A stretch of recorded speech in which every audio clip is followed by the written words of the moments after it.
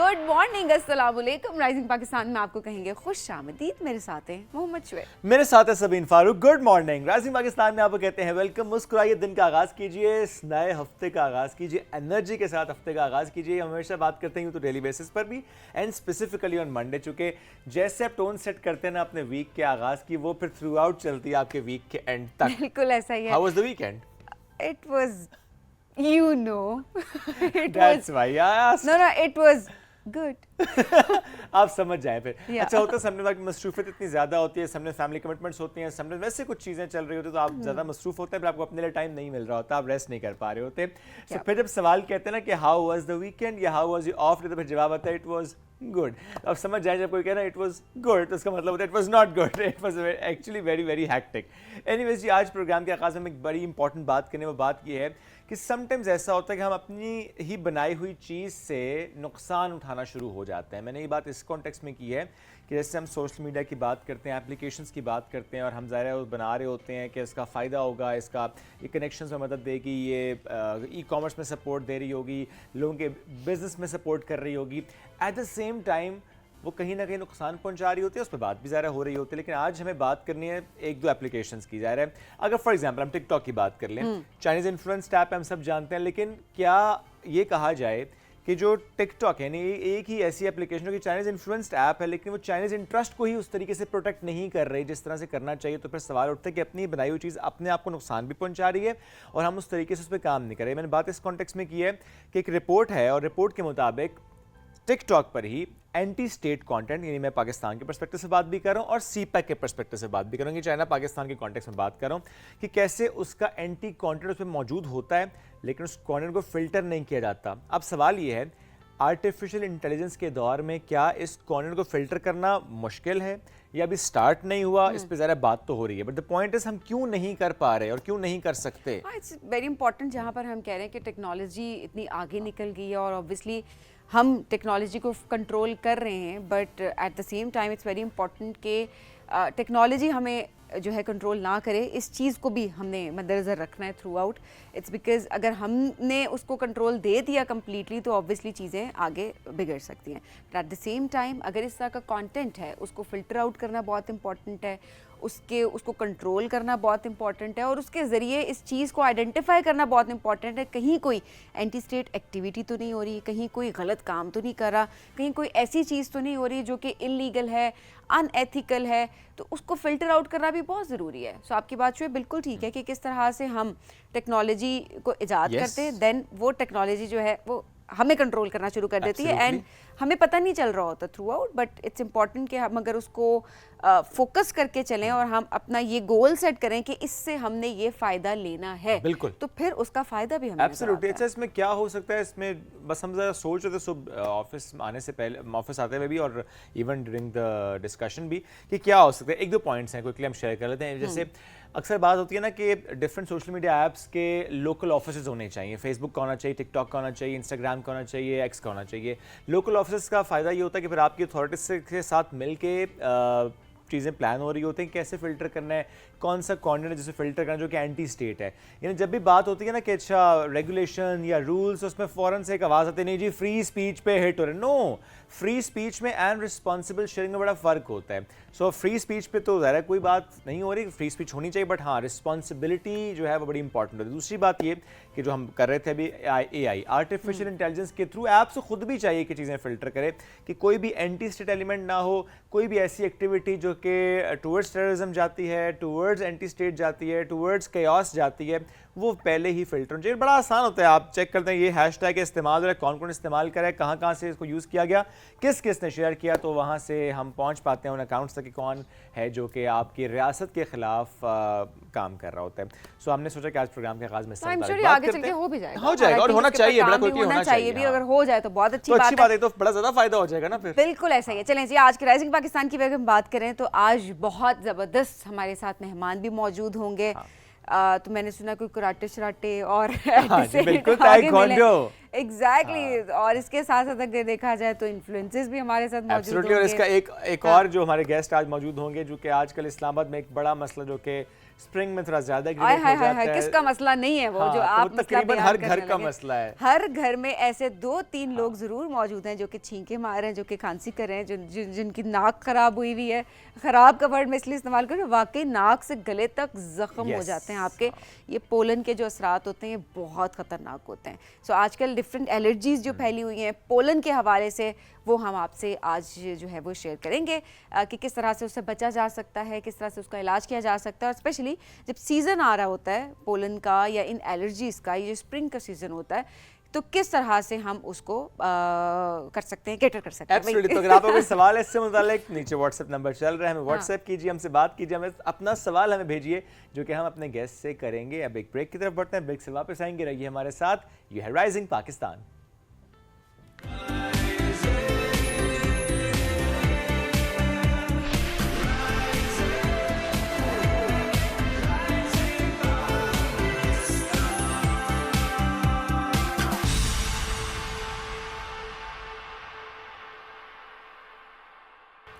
Welcome back जी, rising Pakistan में आपको कहेंगे खुश आमदीद। और शोएब, बड़ी खुशी होती है जब हमारे पास ऐसे ऐसे टैलेंटेड जो हैं वो लोग आ रहे होते हैं।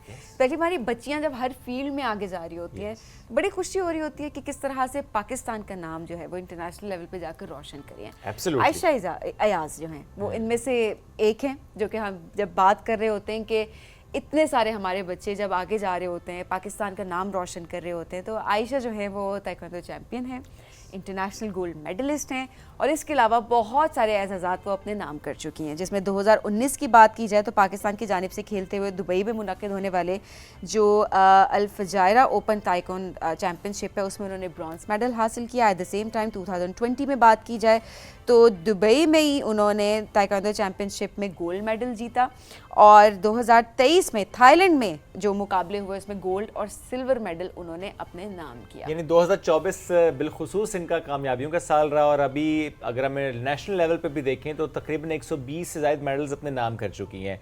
एंड गेस व्हाट, उनकी एज है सिर्फ और सिर्फ 12 साल।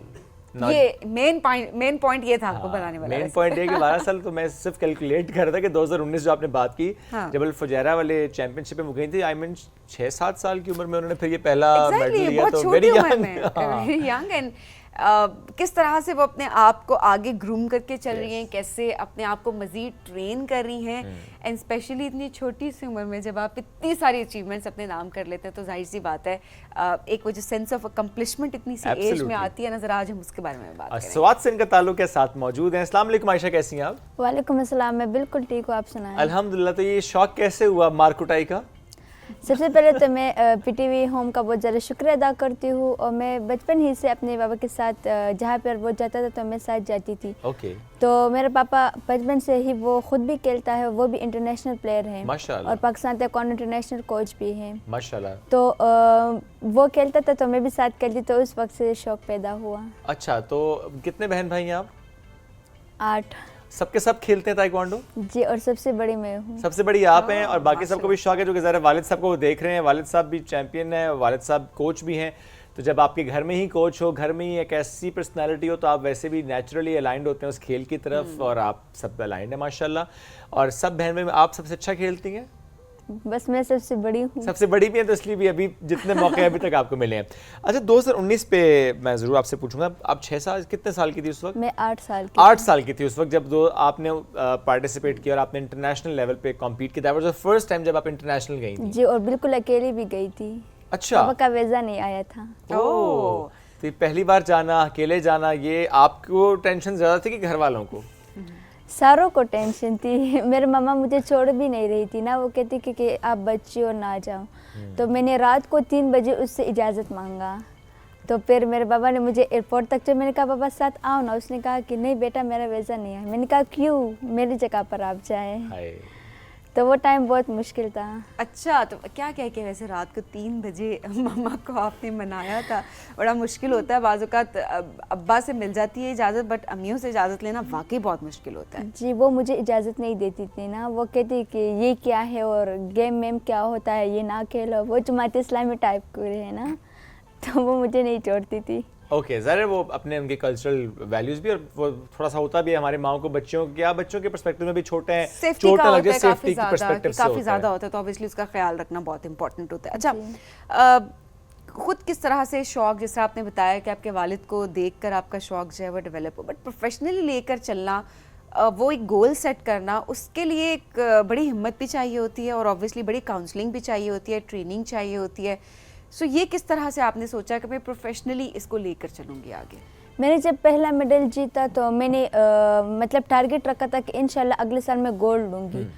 तो वो टारगेट मेरे पूरा, तो अगले साल मैंने गोल्ड लिया और अब मेरा ड्रीम जो है वो ओलंपिक्स है। इंशाल्लाह ओलंपिक्स में पाकिस्तान की नुमाइंदगी करूँगी, इसमें गोल्ड मेडल जीतूँ। तो इसके लिए मुझे वो ट्रेनिंग करने की ज़रूरत है। हाँ। और पाकिस्तान में ऐसी सहूलियत नहीं है जो कि देने चाहिए ना, तो आप अब अगर यहाँ तक कोशिश देखिए पहुंची करूँगी। हैं इस एज में, इतने मेडल्स आपने लिए पाकिस्तान में रहते हुए, 120 से ज़्यादा मेडल्स आप ले चुके हैं नेशनल लेवल पर, इंटरनेशनल आप सिल्वर भी ले चुकी हैं, ब्रॉन्ज भी ले चुकी हैं, गोल्ड भी ले चुकी हैं, तो कुछ ना कुछ तो है जो आपने किया और मेडल्स लिए।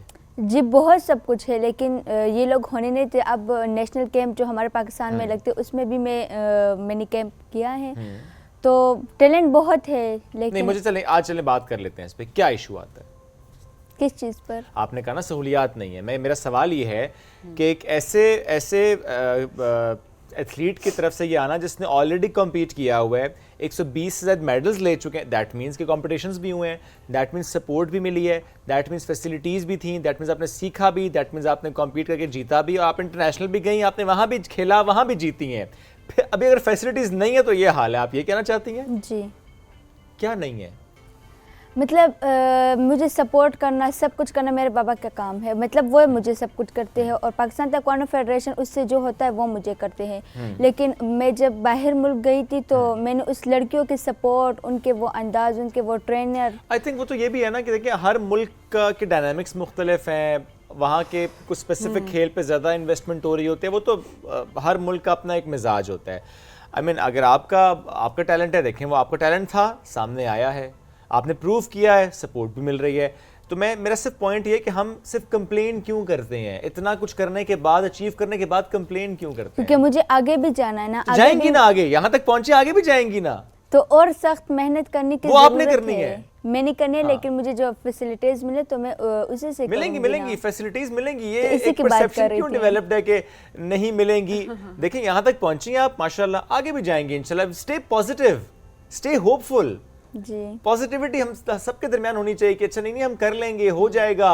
मुश्किलात तो आती हैं, हर जिंदगी में आती हैं, हर शख्स के सामने आती हैं, हमें वही गुजरना बात है होता कि 100% आपको नहीं मिल सकता। हाँ। फैसिलिटीज की बात की जाए वो नहीं मिल सकती, लेकिन इट्स गुड के पॉइंट भी रेज किया जाए कि मजीद बेहतरीन मजीद आनी बेहतर। चाहिए। मैं So उस पे already देखिए there is always a room of improvement. My point is we should be hopeful. yes we should be hopeful obviously we should be hopeful, but जाहिर सी बात है उसमें ज़रूरी एक चीज़ ये भी है कि सही है, बिकॉज इस वक्त हमें भी वो तमाम लोग सुन रहे होते हैं जो कि मज़ीद हमारे बच्चों को सपोर्ट प्रोवाइड कर सकते हैं, उनको मज़ीद फैसिलिटेट कर सकते हैं। सो ऑब्वियसली आयशा और आयशा जैसी और बहुत सारी बच्चे जो पाकिस्तान का नाम रोशन कर रहे हैं, मज़ीद उनके लिए काम किया जाए और काम किया जाए ताकि हमारे बच्चे मज़ीद आगे चलें। अच्छा जी, क्या गोल सेट किया है अब? बिकॉज इतने सारे, जिस तरह शुएब ने बताया, 120 से ज़्यादा तो नेशनल लेवल पे, उसके अलावा इंटरनेशनल आपने माशाल्लाह इतना कुछ आपने अचीव कर लिया। आयशा, आगे क्या सोचा हुआ है? ओलंपिक्स का आपने बताया ऑलरेडी हमें क्या तैयारियां चल रही हैं उस हवाले से, कितनी सपोर्ट मिल रही है? सपोर्ट तो मिल रही है और इंशाल्लाह उम्मीद है कि पाकिस्तान के लिए मैं आगे भी कुछ करूंगी। और ओलंपिक्स का तो ड्रीम है, वो मेरे पापा का भी ख्वाब है और मेरा भी ख्वाब है, इंशाल्लाह उसमें वो। अच्छा आयशा, जस्ट इमेजिन करो ओलंपिक्स गई, वहाँ पे मेडल जीत कर आई पाकिस्तान के लिए, एयरपोर्ट पे आयशा को रिसीव किया जा रहा है, कोई क्या फीलिंग आती है उस टाइम अंदर? मतलब आई एम श्योर कि आप वो हम कहते हैं ना मैनिफेस्टेशन बहुत इंपॉर्टेंट होती है, सो किस तरह से आप देखती हैं? बहुत खुशी होती है उस टाइम, क्योंकि इंसान को उस टाइम उसके मेहनत का सिला मिल जाता है, तो मतलब बहुत खुशी का टाइम होता है वो वाकई। और आई एम श्योर कि आपकी तरह और भी बहुत सारे लोग आगे जाएंगे। अभी आप पढ़ाई में क्या कर रही हैं? अभी मैं अभी क्लास 9th में हुई। अच्छा, क्लास 9th में। तो स्कूल में बाकी बच्चियाँ वो आपसे इंस्पायर होते हैं कुछ? जी बहुत, उनका भी इंटरेस्ट डेवलप होता है? जी होती है। मुझे कहती है कि आयशा हमारे लिए भी कोई प्लान बताए कि हम भी ये करें। तो बताया करें ना। देखिए आपके फादर ने आप ही कोचिंग की, अब आप बाकी की कोचिंग करें। जी करते हैं मेरे पापा, और और लड़कियां भी हमारी Okay. अकेडमी में बहुत ज़्यादा उसको भी करते हैं। लड़कियां ज़्यादा आ रही हैं ताइक्वांडो की तरफ, आपने जी ये देखा? बहुत ज़्यादा, अभी मेरी वजह से बहुत ज़्यादा आ रही है। That's very nice. अगर अम्मी ने फिर रोक दिया, अम्मी ने फिर जाने ना दिया, अम्मी ने कह दिया बस आयशा और नहीं ताइक्वांडो, तो फिर क्या करेंगी? नहीं अब नहीं कह अब सकती। इतने मेडल्स के बाद अम्मी भी मान गई हैं। जी अब वो नहीं कर सकती। अच्छा, वो जो पहला मुकाबला जीती थी उस टाइम अम्मी का कैसा रिस्पॉन्स था? मतलब वो तो मैं बाहर मुल्क में थी ना, हाँ। और वो पाकिस्तान में थी, तो उसने रोज़ा पकड़ा था मेरे लिए, और माशाल्लाह। जब मेरा फाइट थे तो कुरान पाक का वो सबक पढ़ा रही थी। तो मैंने जब फाइट जीता तो मेरे पापा को, मेरे अम्मी को बहुत ज़्यादा खुशी हुई, क्योंकि उसने कहा कि हमारी बेटी बाहर मुल्क में जाकर उधर मेडल जीतना बहुत खुशी हुई। और पाकिस्तान का नाम रोशन करना सबसे बड़ी बात, अपनी मेहनत तो है लेकिन पाकिस्तान का नाम रोशन करना एक बहुत बड़ी बात है। जी। अच्छा, जब जीतते हैं बाहर जाकर, जाहिर है पाकिस्तान को रिप्रेजेंट आप कर रहे होते हैं, उस टाइम क्या जज्बात होते हैं, स्पेशली जीत कर जब बताया जाता है कि पाकिस्तान से आयशा अयाज जीती हैं, उस टाइम की फीलिंग्स क्या थी? उस टाइम मतलब इंसान को बहुत अच्छा फील हो रहा है, क्योंकि अपने मुल्क का झंडा दूसरे मुल्क में लहराना बहुत अच्छा टाइम होता है, और वहाँ पर मुसाफिर भी बहुत ज़्यादा है ना, तो वो भी मुझे देखकर बहुत ज़्यादा खुश होते हैं कि हमारे पाकिस्तान से एक बच्ची आकर इधर पाकिस्तान को रिप्रेजेंट कर रही है, तो मुझे भी बहुत खुशी होती है। अच्छा अच्छा, वैसे रूटीन क्या होती है स्टडीज़ के साथ? ज़ाहिर है आपने प्रैक्टिस भी करनी है, फिर इवेंट्स भी हो रहे होते हैं, समटाइम्स नेशनल समटाइम्स इंटरनेशनल, तो रूटीन क्या होती है आपकी थ्रू आउट द डे? बस रूटीन तो मैं सुबह नमाज के बाद मैं स्कूल जाती हूँ, और जब स्कूल से आओ तो मदरसे जाती हूँ, मदरसे से आओ तो सब कुछ पैक करके अकेडमी जाती हूँ। रोज़ कैंपिंग, रोज़ कैंप जाती हैं? जी कितने घंटे प्रैक्टिस करती हैं? 4 घंटे डेली प्रैक्टिस करती हैं। जी। शोर साहब, आपसे तो मोहल्ले वाले भी डरते होंगे, ऐसे खाम खा आयशा कोई एक आध को लगा के ना गुजर जाए, ऐसे होता है? जी। छोटे बहन भाई कहते तो नहीं कि भी अब किसी से लड़ाई हो जाए मैं अपनी आप ही को बुला के लाता हूँ आयशा को? होता होगा, होता है शायद। कि शायद नहीं, कभी ऐसा नहीं हुआ कि किसी ने लड़ाई की हो, छोटे बहन भाई फिर आपके पास आए हो कि आयशा आप ही मेरा एक भाई है, वो सबसे छोटा है, वो कहते हैं कि आयशा को दिखाऊंगे, सब्र करो। भाई छोटे भाई का सही टैग है जी, वो कहते हैं मैं आप ही को बुला के ले आऊँगा, तुम ठहर जो ज़रा इधर ही।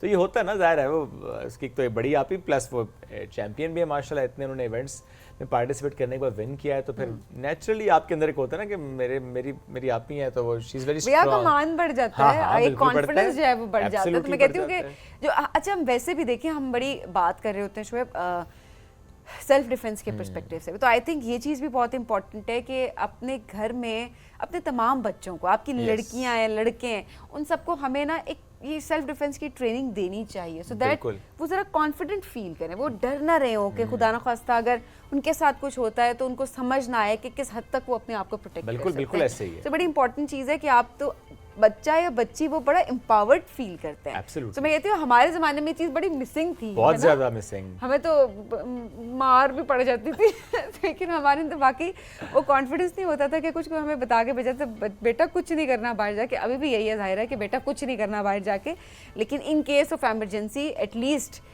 You should be trained enough कि हाँ। आप अपने आप को डिफेंड कर सकें। और बच्चे सवाल करते भी हैं कि अच्छा सिचुएशन ऐसे हो जाए तो क्या करना है, सिचुएशन ऐसे हो जाए तो क्या करना है, तो इसलिए बड़ा इंपॉर्टेंट होता है कि आप सेल्फ डिफेंस की ट्रेनिंग, और अब तो अगर शौक है आपका स्पेसिफिकली टाइक्वांडो की तरफ, तो ज़रूर बच्चों को सिखाएं, उनका शौक है उनको लेकर चलने दें आगे। इस्लामाबाद खरीद से आई हुई हैं? जी इस्लामाबाद आई हुई है ना, मैं ये जी, पूछ जी, रहा हूँ कि जी। जिस तरह आप इस्लामाबाद कोई इवेंट है? जी, अभी PSL के लिए हमारे हीरो जो इसमें सेलेक्ट हो चुकी हूँ। माशाल्लाह, वो जो Nice. PSL में हर मैच के बाद हमारे हीरोज अवार्ड दिया जाता है किसी एक पर्सनैलिटी को, तो you are one of them माशाल्लाह, जिनको आज दिया जाएगा ये नहीं, ये वेडनेसडे को है। वेडनेसडे को दिया जाएगा, परसों दिया जाएगा जी। परसों वाले मैच में आप देखेंगे, मैच के बाद जब हमारे हीरो के तौर पर एक नाम सामने आएगा तो वो आयशा अयाज का नाम होगा। और Ayesha, we are so proud of you माशाल्लाह, आप इसी तरह से तरक्की करती रहें, इसी तरह से आगे बढ़ती रहें। और चैलेंजेस आते हैं, आप उसे चैलेंज ही कहें, और चैलेंज आते हैं, आपको उससे आगे निकलना होता है, आप ज़्यादा स्ट्रॉन्ग फील करते हैं और ज़्यादा स्ट्रॉन्ग, आप ज़्यादा एम्पावर्ड भी फील कर रहे होते हैं। अच्छा आयशा, जब हम प्रैक्टिस की बात करते हैं तो प्रैक्टिस करने के लिए भी आपको सेम एज, सेम फिजिक की तरह कैटेगरीज भी होती है ना, आराम से मिल जाती हैं, या कि फिर समटाइम्स बाबा के साथ ही प्रैक्टिस करनी पड़ती है, बहन भाई के साथ करनी पड़ती है, ऐसा होता है? नहीं, मैं लड़कों के साथ प्रैक्टिस करती Okay. हूँ, क्योंकि फिर मुझे लड़कियाँ आसान होती है ना फाइट करने में, तो मैं ज़्यादातर लड़कों के साथ फाइट करती हूँ। लड़के भी डरते हैं? नहीं उसके डरना साथ चाहिए, same- आपके डरना चाहिए, है कि नहीं? जी चाहिए। आप मतलब लड़का हो या लड़की हो भाई, जो स्ट्रांग है उससे आप थोड़ा सा तो घबराते ही है ना। सही बात है, और ये बड़ी बड़ी अच्छी बात होती है। अच्छा आयशा, इसके अलावा डाइट के लिहाज से भी कोई फिटनेस के लिए ऑब्वियसली काम करना पड़ता होगा काफ़ी, तो उसमें डाइट को कोई कुछ चीज़ें अवॉइड करनी पड़ रही होती हैं, काम करना पड़ रहा होता है? जी बहुत करना पड़ता होता है, क्योंकि मैं जब बाहर मुल्क जाती हूँ मेरा वेट ज़्यादा होता है, तब इंसान को बहुत मतलब बहुत वेट क्यों ज़्यादा होता है? वेट के लिहाज से हम फाइट करते हैं ना। अच्छा, अब मैं 44 में हूँ, 44 kg में। अच्छा। तो जब एक पॉइंट पे उधर ज़्यादा होता है तो वो नहीं मानते, वो बिल्कुल रिजेक्ट करते हैं। ओके।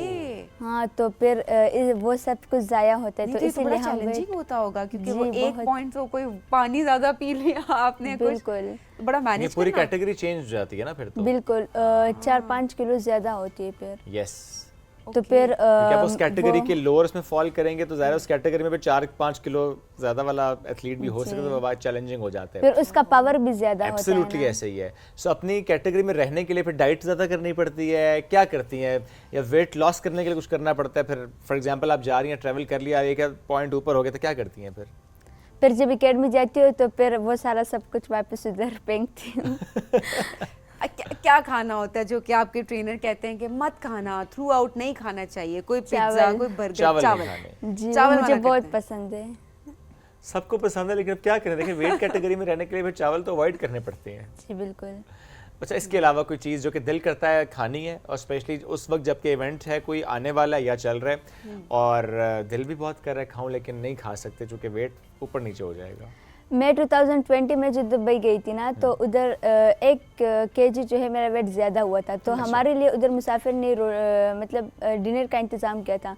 तो हम सारे जब उधर गए, सारे नीचे बैठे हुए थे, खाना खा रहे थे। मैं ऊपर से इस तरह देख रही थी कि काश मैं भी नीचे होती, खाना खा रही होती। कि खाना तो- नहीं खाना वरना वेट और बढ़ जी जाएगा। बिल्कुल, मेरा वेट बहुत ज़्यादा था। Okay.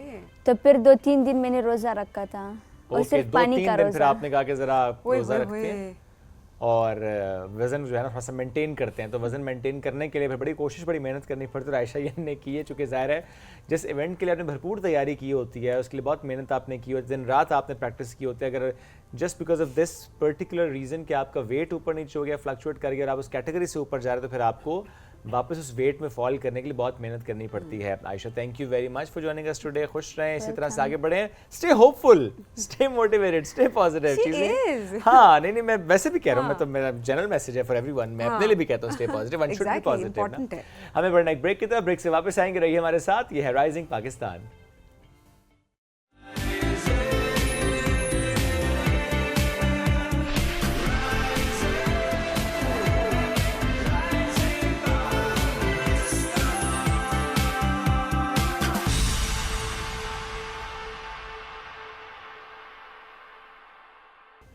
Welcome back. Rising Pakistan में एक बार फिर कहते हैं खुश आमदीद। आजकल सोशल मीडिया पे हो ये रहा है कि लड़ाइयाँ भी हो रही हैं, बात ख़राब भी हो रही है, जो ताल्लुकात बड़े गहरे होते हैं, बड़े मजबूत होते हैं, वो ख़त्म होते दिखाई भी दे रहे होते हैं। सो आज हमने ये मौजू चुना कि सोशल मीडिया के दौर में स्पेसिफ़िकली जो हम बात कर रहे होते हैं, कमेंट्स कर रहे होते हैं, शेयर कर रहे होते हैं, रील्स एक दूसरे को भेज रहे होते हैं। अच्छा, कुछ टाइम पे ये भी होता है कि आप अनवेरीफाइड चीज़ें शेयर कर रहे होते हैं। समटाइम्स ये होता है ऐसा कंटेंट आप शेयर कर रहे होते हैं जो कि कंटेंट शेयर नहीं करना चाहिए। समटाइम्स ये भी हो रहा है, मैं सिर्फ रिलीजियस कॉन्टेक्स्ट की बात नहीं कर रहा, अदरवाइज भी हम देख रहे होते हैं कि आप कुछ ऐसी चीज़ें शेयर कर रहे होते हैं जो कि ऑथेंटिक नहीं होती हैं, जो वेरीफाइड नहीं होती हैं, चीज़ें उससे ख़राब होती हैं। यानी आप इसे रिलीजियस कॉन्टेक्स्ट में देखें, सोशल कॉन्टेक्स्ट में देखें, पॉलिटिकल कॉन्टेक्स्ट में देखें, किसी भी कॉन्टेक्स्ट में देखें, सो हम अनवेरीफाइड चीज़ें शेयर करते हैं और चीज़ें ख़राब हो रही होती हैं। बहुत चीज़ें ख़राब हो रही होती हैं, और फिर हम उस पर बड़ा क्लेम भी कर रहे होते हैं कि जी हमने देखें कितनी इंपॉर्टेंट चीज़ शेयर की है, बट आपको भी नहीं पता कि आप तक जब वो चीज़ पहुंची है तो वो कितने कितने लोगों से हो के गुजरी है, और Yes. उसके अंदर कितनी चेंजेस आ चुकी हैं, हमें समझ ही नहीं आ रही होती, और हम आगे शेयर कर रहे होते हैं। और वाकई आपने बहुत इंपॉर्टेंट बात की, जो रिश्ते खत्म होते हैं हम देख रहे हैं, बिल्कुल। दोस्तियाँ खत्म होती हैं हम देख रहे हैं। अच्छा, ब्लॉक करते हैं, ब्लॉक करते हैं, इख्तलाफात इतने बढ़ जाते हैं हमारी, अगर पॉलिटिकल व्यूज हों उनके Yes. ऊपर भी हम देख रहे होते हैं, रिलीजियस कंटेंट हो उस पर भी हम देख रहे होते हैं, या सोशली हम कोई बात सोशल कॉन्टेक्स्ट में फॉर बात कर रहे एग्जांपल होते कोई हैं। ऐसे इंसिडेंट हो जाए, उस पे हम देखते हैं फॉरन डिवाइड आ जाती है ना, ये एक तरफ और एक तरफ, उसमें रैशनल अप्रोच नजर अच्छा, नहीं आती, pragmatic राय नहीं आती। रखना कोई बुराई बिल्कुल बुराई है। नहीं है हाँ। कि कोई राय बुरी बात थोपना नहीं गलत है। थोपना गलत है कि नहीं, जो मैं कह रहा हूँ वही ठीक है, जो आप कह रहे हैं वो गलत है, और फिर कुछ ऐसे अल्फाज का इस्तेमाल करना जो कि हम तो वाकई ब्लॉक पे जब बात जाती है तो वो किसी वजह से जा रही होती है कि कोई किसी को ब्लॉक कर रहा होता है। शुएब, मतलब मामलात आपको पता है, लेकिन कुछ ये भी होता है, ये बात भी आपकी ठीक है, कुछ चीज़ें ये भी होती हैं कि जहाँ पर हमसे बर्दाश्त ही नहीं होता कि इसकी राय हमसे मुख्तलिफ वो तो आई मीन जनरली आवाम में बर्दाश्त जरा ख़त्म ही हो गई हुई है। तो ये बड़ी अजीब बात है वैसे।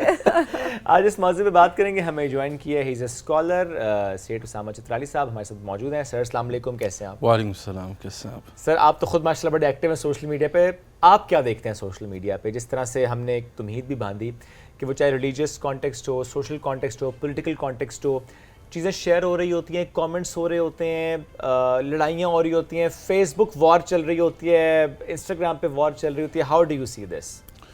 बिस्मिल्लाहिर्रहमानिर्रहीम वस्सलातु वस्सलामु अला रसूल करीम अम्मा बाद। जैसे आपने कहा ना सोशल मीडिया, तो मैं एकदम बैठे यहाँ शायद वो मेरे जहन में हदीस है कि रसूलुल्लाह सल्लल्लाहु अलैहि वसल्लम फरमाया मुसलमान वो है जिसके हाथ और ज़ुबान से दूसरा मुसलमान महफूज रहे। अगर हम इस सोशल मीडिया वर्ल्ड में देखें तो ना हाथ से हम महफूज हैं, ना ज़ुबान से दूसरे को हमने महफूज रखा हुआ है। और जिस तरह कि हमने कहा कि जब इलेक्ट्रॉनिक मीडिया का दौर था, डेफिनेटली कुछ हम ये कह सकते हैं कि लिमिटेशंस थी उसकी, लेकिन एक चीज़ थी कि एक कंट्रोल एनवायरनमेंट में हम तक बात वो पहुंचती थी जो कि हमारी ज़रूरत की हो, हमें उससे कोई फ़ायदा हो। लेकिन हाँ, सोशल मीडिया ने थोड़ा सा जहाँ बहुत सारे बेनिफिट्स दिए, एक ऐसी चीज़ है कि कोई चीज़ जिसका अगर कॉन्टेक्स्ट क्लियर है नहीं है, उस चीज़ के अंदर कुछ है। जैसे कल रात एक हुआ कि एक साहब मुझे वीडियो शेयर करके कहते देखो अमेरिका में अजाब आ गया, ये देखो सुर्ख खून का सैलाब वहाँ है। तो मैंने कहा भाई गौर से देखो, सुर्ख मिट्टी है। मैंने कहा अगर ये आपने खून का सैलाब देखना है तो आपको चित्राल के रेशुन के इलाके में दिखा देता हूँ, हर जुलाई में वहाँ आता है।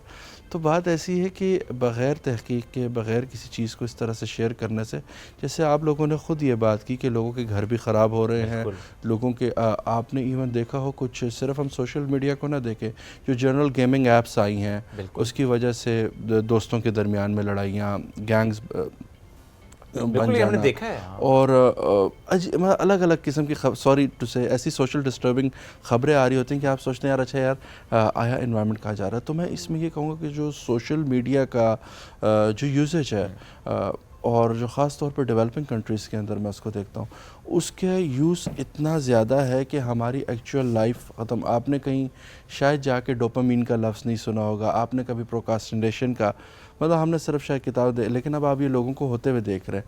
तो सोशल मीडिया यूज़ के साथ उसके जो एथिक्स हैं वो लैक करते हैं हमारी सोसाइटी में, जिसकी वजह से रिलीजियस वायलेंस भी बढ़ रहा है, हमारे यहाँ इख्तिलाफ इफ्तराक बन रहा है। मतलब एक कहते हैं ना, एक जो फ़िरका हम लफ्ज़ कहते हैं, तो इख्तलाफ होना ठीक होता है, जैसे आपने कहा कि एक बंदे की दूसरे की राय होना ठीक, लेकिन उसका इफ्तराक बन जाना कि उसकी बेस पे मैं आपके साथ ताल्लुक़ ख़त्म कर लूँ, आपसे लड़ाई कर लूँ, जस्ट आपकी इजाज़त से। जो हम ये आयत पढ़ते हैं वातसिमू बिहब्लिल्लाहि जमीअन वला तफ़र्रक़ू, इसका बैक कॉन्टेक्स्ट भी क्या थोड़ा सा अगर मैं शेयर करूँ, यही था कि औस व ख़ज़रज दो ऐसे कबीले थे जो अरब में मशहूर थे कि एक दूसरे के खून के प्यासे हैं। लेकिन जब उनको बैठे हुए, एक यहूदी शमास बिन कैस था उसका नाम, उसने बैठे हुए देखा इनको कि अच्छा यार ये बड़े प्यार से बैठे हुए हैं, तो वो आया बीच में। आप थोड़ा सा इसको रिलेट कीजिएगा हमारे जो सोशल मीडिया पे चल रहा है। वो बैठा 2-3 दिन आया और उसने फिर क्या किया, उसने कहा यार औस के जो तुम्हारे पिछले बड़े थे वो तो खजरज वालों के बारे में ये कहते थे, मतलब वो ऐसी पोइट्री थी जो उनको मतलब डिफेम करना, डिमोरल करना, या उसमें कोई भी उनके लिए एब्यूजिव लैंग्वेज यूज़ हुई। सेम इसी तरह वो औस के पास जाता, खजरज के बारे में कहता, यहाँ तक कि इन दो कबीलों के इख्तिलाफ इतने बड़े कि इनकी लड़ाई का दिन तय हो गया। रसूलुल्लाह सल्लल्लाहु अलैहि वसल्लम को पता चला तो तब ये आयतें नाजिल हुई कि अल्लाह की रस्सी को मजबूती से थामे रखो और तफरका ना फैलाओ। तो मीन्स आपके इख्तिलाफात होते हुए असल इंसान देखें, अगर इंसान और आप और मैं एक पैटर्न पे हो जाएं तो आप में और हम में, जानवर में क्या फ़र्क रह गया? देखिए ना, जानवर की एक जेनरिक सी लाइफ होती है, उसका एक टाइम लाइन होता है, वो उसी में रहता और उसी पैटर्न पे रहता है। लेकिन शायद आप अलग तरीके से रह रहे हैं, मैं अलग तरीके से रह रहा हूँ, आपका अलग एक्सपोजर है, मेरा अलग एक्सपोजर है, और इस एक्सेप्टेंस के साथ रहना, ठीक है, ये असल चीज़ है। तो मैं कहूँ कि सोशल मीडिया के साथ जो चीज़ चैलेंज हो गई वो ये कि हमारे इख्तिलाफ जो है इफ्तराक बनते जा रहे हैं, चाहे वो हम सोशल एस्पेक्ट से कहें, रिलीजियस एस्पेक्ट से कहें, पॉलिटिकल एस्पेक्ट। आप देखें कि सियासत का मतलब अगर इलेक्शंस आपने पिछले 1-2 देखे हों जो सोशल मीडिया एरा के इलेक्शंस हैं, तो फायरिंग्स हुई हैं, भाइयों ने भाई से कता ताल्लुक़ी कर ली है। तो लेकिन इस देखिए लेवल अपनी के अपनी राय है, अपनी अपनी सोच है, आपका आप राइट है, आप किस तरफ जाते हैं। बल्कि इसमें बड़ी अच्छी बात ये हम ऐड भी करेंगे, आप इसमें कमेंट भी कीजिएगा, ये कितना इंपॉर्टेंट होता है कि हम ये सोच लें कि अच्छा अगर उसकी एक राय है तो हमें उसका एहतराम करना है, और एट द सेम टाइम जो हम कहते हैं ना कि वो जिस तरह आपने एग्जांपल भी दी, जो हम पॉलिटिकल कॉन्टेक्स्ट में देखते हैं, नहीं वो पहले तो आप लोग ऐसे थे, पहले तो आपने उसके बारे में ये बात की थी, पहले तो आप वी आर नॉट प्रोग्रेसिव नहीं हो रहे, हम आगे नहीं बढ़ रहे हैं कि अच्छा चीज़ों को बेहतरी की तरफ कैसे लेकर जाना है, मिलकर कैसे आगे चलना है, मुल्क की बात पहले कैसे करनी है। हम कहते नहीं वो जी 1901 में आपने ये कहा था उसमें आपने ये कहा था, उसमें आपका ये बयान, अच्छा फिर होता क्या है जब कई चीज़ें बेहतरी की तरफ जाती हैं तो जो एलिमेंट बीच में एक नेगेटिव होता है वो पुरानी से एक वीडियो निकाल के ना शेयर करना शुरू कर देता है, वो देखो पुरानी पहले तो आप ये कहते थे। इट्स बिकॉज आपके व्यूज डिफरेंट हो सकते हैं ना, पहले आप हर दिन ग्रो कर रहे Absolutely. हैं, सिचुएशंस चेंज हो रही हैं, आप चेंज हो रहे हैं, आपकी सोच चेंज हो रही है, तो वो ये वाली एक्सेप्टेंस जो है आई थिंक वो बहुत ज़्यादा इंपॉर्टेंट है कि लोग चेंज होते हैं। मैं and it's आपसे सिर्फ एक fine. छोटी सी चीज़ शेयर करूँ सोसाइटी के अंदर एक्सेप्टेंस की। बचपन में अच्छा ये होता है सोसाइटी में, मुझे याद पड़ता है जब मैं हिफ्स करके निकला और BM में मेरा एडमिशन हुआ एक स्कूल में, मैं आया तो मैं फिर कहता शायद मैं एलियन हूँ। अच्छा मैंने उन लोगों में मर्ज होने के लिए अपने आप को चेंज करने की कोशिश की। अच्छा मैंने एक शादी में डांस कर लिया, अच्छा उसकी आज तक वीडियो मौजूद है अपनी, एंड लिटरली मैं कहीं कोई ऐसे किसी टीवी शो से जाऊँ या मुझे कोई पकड़े में कहते देखो तुम्हारी तो ये वीडियो है। तो अच्छा मतलब आज तक मेरी पहचान वो वीडियो है, मेरे पिछले 16 साल में मैं बड़ा हो गया हूँ लेकिन मेरी वो वीडियो आज तक मतलब कि जी डिस्को मौलवी। अच्छा अब मैं कुछ भी बन, तो यहाँ हमारी सोसाइटी के अंदर ये एक बहुत ख़तरनाक एलिमेंट कि we always look for the negative. अच्छा मैं अगर जाके कहूँ तो वहाँ मैं सोसाइटीज़ में देखता हूँ कि they get change with it, accept करते हैं अगर एक बंदा नया आ जाए।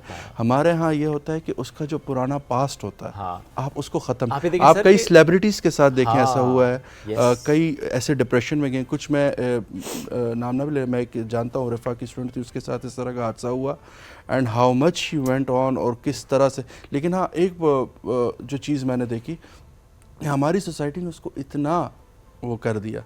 कभी आपने देखा हो कि अगर किसी की कोई गलत चीज़ है तो सोसाइटी का we will not share it, नहीं we will cash it up. इसमें एक छोटा सा एलिमेंट आ गया कि हमें फाइनेंशियल एथिक्स भी नहीं रहे कि हमें पैसा कैसे कमाना है, सॉरी टू से हलाल हराम की तमीज़ पैसे के हवाले से बिल्कुल ख़त्म हो गई है। स्पेशली अगर हम ये देखें ना जो कंटेंट हम क्रिएट कर रहे हैं यूट्यूब पे, कि यहाँ पे आप ये बात बड़ी दुरुस्त है कि तमीज़ ख़त्म है, सिर्फ व्यूज़ की दौड़ है, सिर्फ डॉलर्स कमाने की दौड़ है, किसी तरह व्यूज़ आ जाएं, मैं फजूल सा कैप्शन लगाऊंगा, बेहुदा सा कैप्शन लगाऊंगा ताकि मेरे व्यूज आ जाएं, कैरेक्टर असैसिनेट करके, सॉरी यस कैरेक्टर असैसिनेशन हो रही है उसमें बहुत ज़्यादा। तो मैं कहूँ कि अगर आपके घर के मैं अपने घर पे जब आता तो शायद मेरे ख्याल से समझ आती है ऐसी चीज़ें। मैंने यही जो आप चीज़ कह रहे हैं कि हमारे यहाँ रिलीजियस एलिमेंट को आप देखें, पॉलिटिकल एलिमेंट पे भी देखें तो हो क्या रहा है, हम दूसरे के कैरेक्टर पे चले, ज़ातियात पे चले जाते हैं। ठीक है मैं जिसे कहते हैं ऐसे कई लोगों को जानता हूँ, जब मेरे कुछ टीचर्स थे उनका हमेशा से कहते थे जब हम कोई इख्तिलाफ, वो कहते थे कि आपको उनके नज़रिए से इख्तिलाफ करना ज़ात से नहीं। अच्छा मैंने जब देखा कि उनकी ये बात कहीं जाके कई अरसे बाद समझ आई तो पता चला कि मेरे अंदर ख़ुद में जो है वो एक ठहराव सा आ गया कि यार अच्छा मैं उसकी ज़ात की तरफ नहीं जा रहा ना, अच्छा मैं लग जाऊं उसके घर में क्या करता है, वो ज़िंदगी में क्या करता है, वो कैसे कपड़े पहनता है। आप देखें तो उमूमी तौर पे हम इस पे पड़े हुए हैं, बिल्कुल ऐसे हमें उस बंदे के नैरेटिव और उसकी अंडरस्टैंडिंग ही नहीं होती है ना, हम उसके साथ बैठते हैं। ये बात कौन कर रहा है, ये बात कैसे कर रहा है, ये तो खुद ऐसा है वैसे, तो हम बड़े जजमेंटल हो जाते हैं और हम जानबूझ के उसके अंदर, मैं कहूँगी कि जान के हमारे माइंड में ये होता है कि अच्छा पॉजिटिव क्यों हमने इसके बारे में बात कर, नेगेटिव ही बात करें। सिर्फ उसके बारे में भी नहीं, सभी समटाइम्स अभी भी देखते हैं कि वो जी उसके बाप ने ये कहा, उसकी माँ ने ये बात की, उसके बेटे ने कहा, उसके भाई ने कहा, मतलब उसकी ज़ात से भी आगे निकल गए हैं। Exactly. मैं सॉरी आपसे को दूसरा हमारे जो मैंने देखा जो क्रेडेंशियल्स हैं, प्रोफाइल्स हैं ना, वो फॉलोअर्स पे हो गए। आपने कहा सोशल मीडिया एक्टिव है, ये बहुत एक हादसा थी, मेरे एक दोस्त ने सारे अकाउंट्स बनाए और मुझे ज़बरदस्ती का उसने कहा यू नीड इट। हुआ ऐसा कि मैं एक चैनल पर प्रोफाइल शेयर हुआ, सारा हुआ, एक गया तो मुझे उस चैनल से कॉल आई और मुझे उन्होंने कहा जी आपके तो फॉलोअर्स ही नहीं हैं।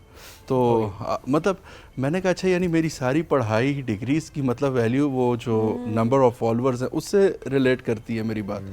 तो ये जो है ना सोसाइटी में हमें इस चीज़ को भी देखना होगा। आप बताएं आज आपके पहले इवेंट्स आप देखे तो होंगे, सॉरी टू से आज आप भी जाते होंगे तो कहें यार फ़लाँ टिकटॉकर को बुला लो, फ़लाँ उसको बुला लो, इवेंट प्रमोट। आपकी इवन मैं आपको कहूँ एकेडमिक इवेंट्स की वैल्यू ख़त्म हो गई है। उसमें ऐसे लोगों को बुला के जिनकी ना एकेडमिक प्रोफाइल होती है ना चीज़ें होती हैं, उससे नुकसान क्या हो रहा है, सोसाइटी तक प्रॉपर नॉलेज नहीं पहुंच अच्छा, पा इस रहा। पे लोग ये बात भी कर रहे होते हैं ना, जो ऑर्गेनाइजर्स हैं और वो सब ये कह रहे होते हैं कि हमारे फिर लोग देखते नहीं हैं। जिस तरह हम अक्सर टीवी के कंटेंट की बात कर रहे होते हैं, तो हम कहते हैं कि ऐसे ड्रामाज क्यों बना रहे हैं, तो वो कहते हैं जी अच्छा ड्रामाज ऐसे नहीं बन रहे होते तो व्यूज़ भी नहीं आते, लोग देखते नहीं है, रेटिंग नहीं आ रही होती। सो इवेंट वाले भी यही बात कर रहे होते हैं कि शायद क्योंकि जिस तरह दौर बदल गया है, तो अब जो इन्फॉर्मेशन स्प्रेड करने के तरीके हैं वो भी शायद बदलते जा रहे हैं। सो ये एक थोड़ी जस्टिफिकेशन में सिर्फ आपके सामने रखना चाह रही हूँ। एक्सपीरियंस मेरा हुआ अभी, जैसे रमज़ान में मैं पीटीवी वर्ल्ड, अच्छा मेरा शायद था कि पीटीवी कोई नहीं देखता, मैं सॉरी झट के मैं मेरा भी यही था। लेकिन मैं जब पीटीवी में गया, मैंने हमेशा देखा देयर आर, मतलब मैं कहना चाहूँगा ऑनर कि मैंने हमेशा देखा कि वो जब भी हम आ रहे होते इससे, तो वो कुछ वैल्यूज़ एथिक्स ज़रूर बता रहे होते हैं। और हमेशा मतलब ये मेरा, मैं कहूँ कि बाकी से डिफरेंट रहा। मैंने बाकी अभी रमज़ान के शोज़ देखे तो इख्तिलाफ़ी मसाइल उठा के उछाल के उनके फिर शाम को क्लिप्स, सॉरी शाम को वो क्लिप्स, सॉरी टू से मैं कहूँ, यूट्यूब पे बेचे जाते हैं। बिल्कुल। तो लेकिन मैंने एक्सपीरियंस किया, यकीन माने मेरा इतना कंफर्टेबल रहा, कोई ऐसा इख्तिलाफ़ी टॉपिक डिस्कस नहीं हुआ मेरा। अच्छा, लोगों ने देखा एंड लिटरली पीपल अप्रिशिएट। और मैं कहूँ कि मैं रमज़ान के बाद शायद जाना जाता हूँ।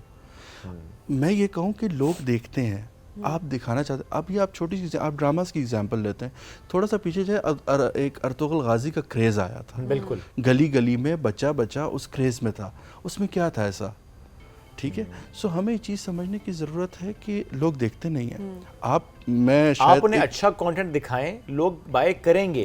और मैं मुसलमान होने की वजह से कहता हूँ कि आपका काम जो है ना करना है, बिल्कुल उसको आगे पहुँचाना, वो करना, वो अल्लाह का काम है। बिल्कुल ऐसी अगर आप ये सोच के मुसलमान काम करें, और मैं इस पर बहुत अफर्म बिलीव रखता हूँ, मैंने अपनी ज़िंदगी में ये करके देखा है कि अगर आप काम अल्लाह के लिए करें, क्योंकि अगर एक मुसलमान है, उसकी एक्चुअल अचीवमेंट क्या है कि जब यहाँ से हमारी लाइफ ख़त्म हो, उस लाइफ में जाएं तो वहाँ पर अल्लाह के सामने आप ऐसे सुरखरू हो कि वहाँ आपको नई एक मेहनत ना स्टार्ट करनी पड़े। सो ये शायद हर मुसलमान की एक एफर्ट होती है। तो अगर आप उस कॉन्टेक्स्ट में बनाएंगे, मैं यहाँ पे कहता हूँ अगर किसी का नुकसान हो तो मेरे साथ आके बैठ सकते, नहीं होगा कभी भी नुकसान, क्योंकि आपने जिस बंदे को अपने साथ बना लिया है, अपने साथ जिस ज़ात को अपने साथ आपने अटैच कर लिया है, वो ज़ात सारा कैरी आउट कर लेगी। बिल्कुल सर, किया क्या जाए? क्या सॉल्यूशंस आपको दिन नज़र आते हैं कि ये होना चाहिए? मैं क्योंकि देख रही होती हूँ कि घर में भी इस बारे में कोई अवेयरनेस नहीं होती, कोई तरबियत नहीं की जा रही होती। बिकॉज आपका बच्चा अगर, या आपके घर में अगर कोई यूज़ कर रहा है सोशल मीडिया, आपको ही पता होगा वो क्या कॉमेंट कर रहा है, हर कोई एडिड होता है, फ्रेंड लिस्ट में होता है, सबको पता होता है। तो क्या किया जाए, किस लेवल पे क्या करने की ज़रूरत है? मेरे ख्याल से आप भी शायद इस चीज़ से एग्री करें नहीं, लेकिन मैं एक पाकिस्तान में और जो इर्द गिर्द अपने कॉन्टेक्स्ट में देख रहा हूँ, एक चीज़ हमारे यहाँ कैरेक्टर बिल्डिंग एजुकेशन को बिल्कुल सोसाइटी के अंदर से भी और मैं ये बात हमेशा जो कहता हूँ, पाकिस्तान का सबसे बड़ा मसला जो इस वक्त है वो फाइनेंस नहीं है, रिसोर्सेज नहीं है, वो मॉरल डिग्रेडेशन है। सॉरी टू से दिस वर्ड, लेकिन ये एक चैलेंज है जिससे हम सबसे ज़्यादा लड़ रहे हैं। आपने सोशल मीडिया की बात की, आप अपनी सोसाइटी के इर्द गिर्द इशूज़ की बात करें, आपको उसमें एक मॉरल डिग्रेडेशन नज़र आएगी। फिर आपने एक बात की थी शोएब ने कि मुल्क, मैं जिसे कहता है हमेशा वाक़या शेयर करता हूँ, जब मैं नीदरलैंड्स में फेलोशिप पे था तो वहाँ पे ऐसा हुआ कि दूध की प्राइस बढ़ गई। तो वहाँ कंज्यूमर एसोसिएशंस होती हैं, all the public are member of it. तो उन्होंने कंज्यूमर एसोसिएशन ने कहा कि now we will not purchase milk.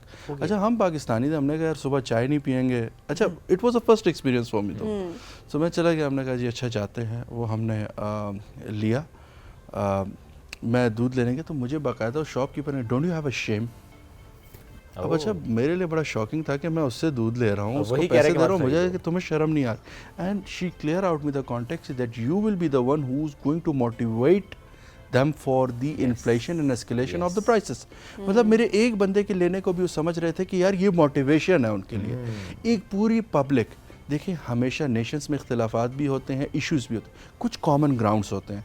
तो मैं कहूँगा कि गवर्नमेंट को, जैसे कुछ अथॉरिटीज़ भी अभी बनी, जैसे रहमतुल आलमीन अथॉरिटी बनी है, इनको लेके कुछ नेशन के, और पैगाम पाकिस्तान एक प्रोग्राम बहुत अच्छा, तो इनको लेके कुछ नेशन के कॉमन ग्राउंड्स बनाए जाए और नेशन को कहा जाए इन 10 पॉइंट्स पर कोई कॉम्प्रोमाइज़ नहीं होगा। एंड घरों में मैं कहूँ कि रसूलुल्लाह सल्लल्लाहु अलैहि वसल्लम ने फरमाया इन्ना अकमलुल मुमिनीना ईमानन व अहसनुहुम खुलुक़ा, कि तुम में से बेशक कामिल ईमान वाला वही है जिसके अखलाक अच्छे हों। तो जो अखलाकियात हैं, इसको जो है ना प्रोपेगेट सीखने के साथ साथ इंसान, अभी हमारे, मैं यूट्यूब पे देखता हूँ ना, तो वीडियोस चल रही होती हैं डिफरेंट स्कॉलर्स की, तो उसमें क्या होता है, इल्म का अंबार लगा हुआ है। मैं मानता हूँ कि आज जितना रिलीजियस नॉलेज को एक्सेस करना आसान है, इतना पहले नहीं था। Even though for the religious studies people, हम जब डिस्कस करते हैं कि मैं वो जाके अपने दादा और उनके जो पिछलों को देखता हूँ कि कितना मुश्किल होता था, तो अब बहुत आसान हो गया। लेकिन इल्म बढ़ने के बावजूद अमल नज़र नहीं आता। तो इल्म का रिजल्ट जब तक अमल ना हो तो इल्म की भी कोई फ़ायदा नहीं है। बिल्कुल वो आप उसका, क्योंकि क्या कहते हैं कि इल्म फ़र्ज़ किफ़ाया है और जो अमल है वो फ़र्ज़ आइन है। तो आपको अमल असल है जिसकी बेस पे अल्लाह आपको जज करते हैं, अल्लाह आपके अमल का, जिसे कहते हैं उसकी बेस पे आपको रिवॉर्ड करते हैं। बिल्कुल तो अमल में लाएं। और मेरे ख्याल से ये कैरेक्टर बिल्डिंग एजुकेशन का जो रिवाइवल है, इसके लिए गवर्नमेंट को भी सीरियस होना चाहिए, प्राइवेट इंस्टीट्यूट्स को भी, और हम सब घरों एज में अ भी नेशन, हम सीरियस सबको एज अ नेशन सीरियस होना चाहिए। और वाकई बड़ा दुरुस्त आपने कहा कि अमल, द इम्प्लीमेंटेशन, द प्रैक्टिस, ये बड़ी इंपॉर्टेंस है उसकी। और अगर वो नहीं हम करेंगे तो जितनी मर्जी आप बात कर लें, जितना मर्जी लिटरेचर हो, जितनी मर्जी उस पर वाज़ो नसीहत हो जाए, उसको उस तरह से फ़ायदा नहीं होगा जितना एक बंदे के अमल करने से, और उसके अमल करने से अगर कोई और सीख रहा है तो उससे होगा। सर बहुत शुक्रिया, साथ मौजूद थे, बड़े इंपॉर्टेंट मौजू पे आप बात कर रहे थे। सो प्लीज़ इस मौजू पे हम एक कमेंट सिर्फ करते हैं कि अपने डिफरेंसेस को आपने रखना होता है साइड पे, जो आपके कॉमन इंटरेस्ट होते हैं उसको आपने प्रोटेक्ट भी करना होता है। आपने सबसे पहले नेशन की बात करनी होती है, मुल्क की बात करनी होती है, रियासत की बात करनी होती है, कैरेक्टर की बात करनी होती है।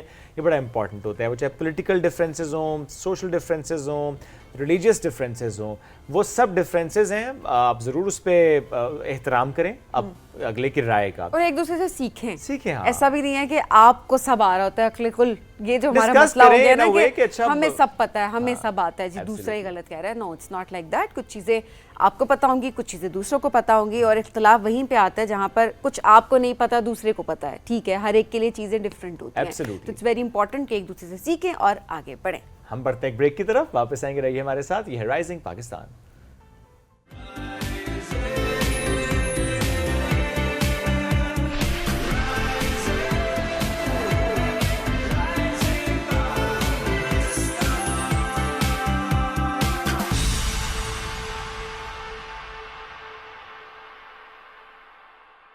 वेलकम है जी राइजिंग पाकिस्तान में, आपको कहेंगे खुश आमदीद। और अब ज़रा बात करते हैं बहुत सारे मौज़ूआत पे, बिकॉज इस वक्त जो शख्सियत हमारे साथ मौजूद हैं वो बहुत सारा काम कर रही होती है, और जब उनसे बात करने की हम कोशिश करते हैं तो हमें समझ नहीं आती, अच्छा सिंगिंग पे बात की जाए, अच्छा एक्टिंग पे बात की जाए, एनिमल राइट्स पे बात की जाए, या वैक्सीनेशन पे बात की जाए। वैक्सीनेशन पे बात की जाए। सो ऑब्वियसली बहुत सारी चीज़ें हमारे दिमाग में चल रही होती है, तो हमने सोचा कि उनको बुलाते हैं, बारी बारी सब चीज़ों पे बात करते हैं ताकि हम एजुकेट गपशप लगाते हैं, बिकॉज़ गपशप अरीबा लगाते हैं। तिरमिज़ी जहां हमें मिलती है हम बस गपशप लगाते हैं। सोशल मीडिया की भी बात की जाए, हाँ, की सोशल जाए। मीडिया इन्फ्लुएंसर भी हैं ऑब्वियसली। एब्सोल्युटली शी इज, सब जानते हैं। अरीबा, गुड मॉर्निंग, क्या हाल है? अस्सलाम वालेकुम, मैं ठीक हूँ, आप लोग कैसे हैं? अल्हम्दुलिल्लाह। आपका भी पिंक कलर फेवरेट है? पिंक के सारे shades? Yes, all shades of pink. आप दोनों सेम क्लब के हैं। हाँ ठीक है ना, मतलब हमें पसंद है पिंक कलर। हाँ, you know like growing up I love pink so much. मेरा ना एक ख्वाब था कि मेरा कमरा सब कुछ गुलाबी हो बस। बट यू नो हम बहुत ज़्यादा मूव करते थे क्योंकि मेरे फादर साइंटिस्ट थे, तो उनके ग्रांट्स और फेलोशिप्स होती थी, तो वो नहीं नसीब हुआ। तो जब मैं बड़ी हुई, मैं कमाने लगी, मैंने अपना पैसा सारा अपना पूरा कमरा गुलाबी करने पे लगाया। यहाँ तक कि bed, everything in my room was pink. But recently I change, मैंने कहा नहीं, अब मैं थोड़ी बड़ी हो गई हूँ तो चेंज थोड़ा सा मतलब वो छोटी गर्ल्स वाली कैटेगरी से थोड़ा निकले, लेकिन हम तो हाँ। Age is just a number, we still you know. Teenage में आ गई है। No, I think that child in you, the inner child, वो हमेशा जिंदा रखना वो चाहिए। जिंदा रहना चाहिए, Exactly। आप एंजॉय करते हैं। लोगों के कहने पे नहीं जाना चाहिए, अच्छा आप तो इतने बड़े हो गए तो ऐसे करने की क्या जरूरत है, मैं अंदर से इतनी हूँ और मुझे यही करना है। हाँ, जो भी लोग कह रहे होते हैं, आई फील लाइक वो प्रोजेक्ट कर रहे होते हैं। हाँ। क्योंकि कहीं ना कहीं उनकी अपनी कुछ रिजेंटमेंट्स होती हैं, वो उनकी ख्वाहिशात होती हैं जो अधूरी रह जाती हैं। अच्छा रिबा, आपने वैसे देखा है कि बहुत सारे लोग जब किसी पर तनकीद कर रहे होते हैं या किसी के बारे में कोई बात कर रहे होते हैं, तो कहीं ना कहीं आपको नज़र आता है, आई डोंट नो, मैं ये चीज़ फील करती हूँ, कहीं ना कहीं नज़र आता है कि वो कमी उनके अंदर कहीं रह गई है, वो चीज़ें वो खुद नहीं कर पा रहे होते जो वो दूसरों पर इम्पोज करना चाह रहे होते हैं, या उनको ये लग रहा होता है कि दूसरा भी क्यों ये कर रहा है, वो भी हमारी तरह चले। हाँ, इसको साइकोलॉजी में ना इसे कहते हैं प्रोजेक्शन। जो आप अंदर महसूस कर रहे हैं ना, आप नहीं चाहते कि मैं अकेला ये महसूस करूं, तो आप चाहते हैं कि मैं इन्फ्लुएंस करूं और लोगों को, ताकि वो मेरे साथ उदास हो, ट्रिगर हो। और ये रिग्रेशन का माइंडसेट है हमारे यहाँ, आई थिंक ग्लोबली खैर बहुत ज़्यादा है ये, कि हम जब अंदर से हमारी जो कमियां होती हैं ना, वो हम चाहते नहीं कि कोई और हमें दिखे जो पूरा कर रहा हो। जैसे बहुत दफ़ा ऐसा होता है, भी मैं लाहौर में थी तो I met Fatima, she is a biker, वो काफ़ी कुछ कर रही हैं, डाइवर भी हैं पाकिस्तान की, मतलब रिप्रेजेंट कर रही है पाकिस्तान को इंटरनेशनली। फातिमा ने मुझे बताया कि लाइक उनकी फैमिली में जो ख़वातीन कभी घर से निकली नहीं, इजाज़त नहीं मिली, या वो जो जिस तरह का माइंडसेट था टिपिकल, उन्होंने सबसे ज़्यादा उसको क्रिटिसाइज़ किया। देखिए इसके दो पहलू हैं, या तो आप ये कह सकते हैं कि हम फ़ख्र है हमारे ख़ानदान की बच्ची जो है वो रिप्रेजेंट कर रही है अपने मुल्क को इतने अच्छे एक प्लेटफॉर्म पे, नहीं दे वर लाइक लड़की क्यों कर रही है ये। सो सी दिस इज़ प्रोजेक्शन, जो चीज़ आपको नहीं मिली आप चाहते हो किसी और को भी नहीं मिले। It could be anything, could be freedom, education, anything, even शादियाँ।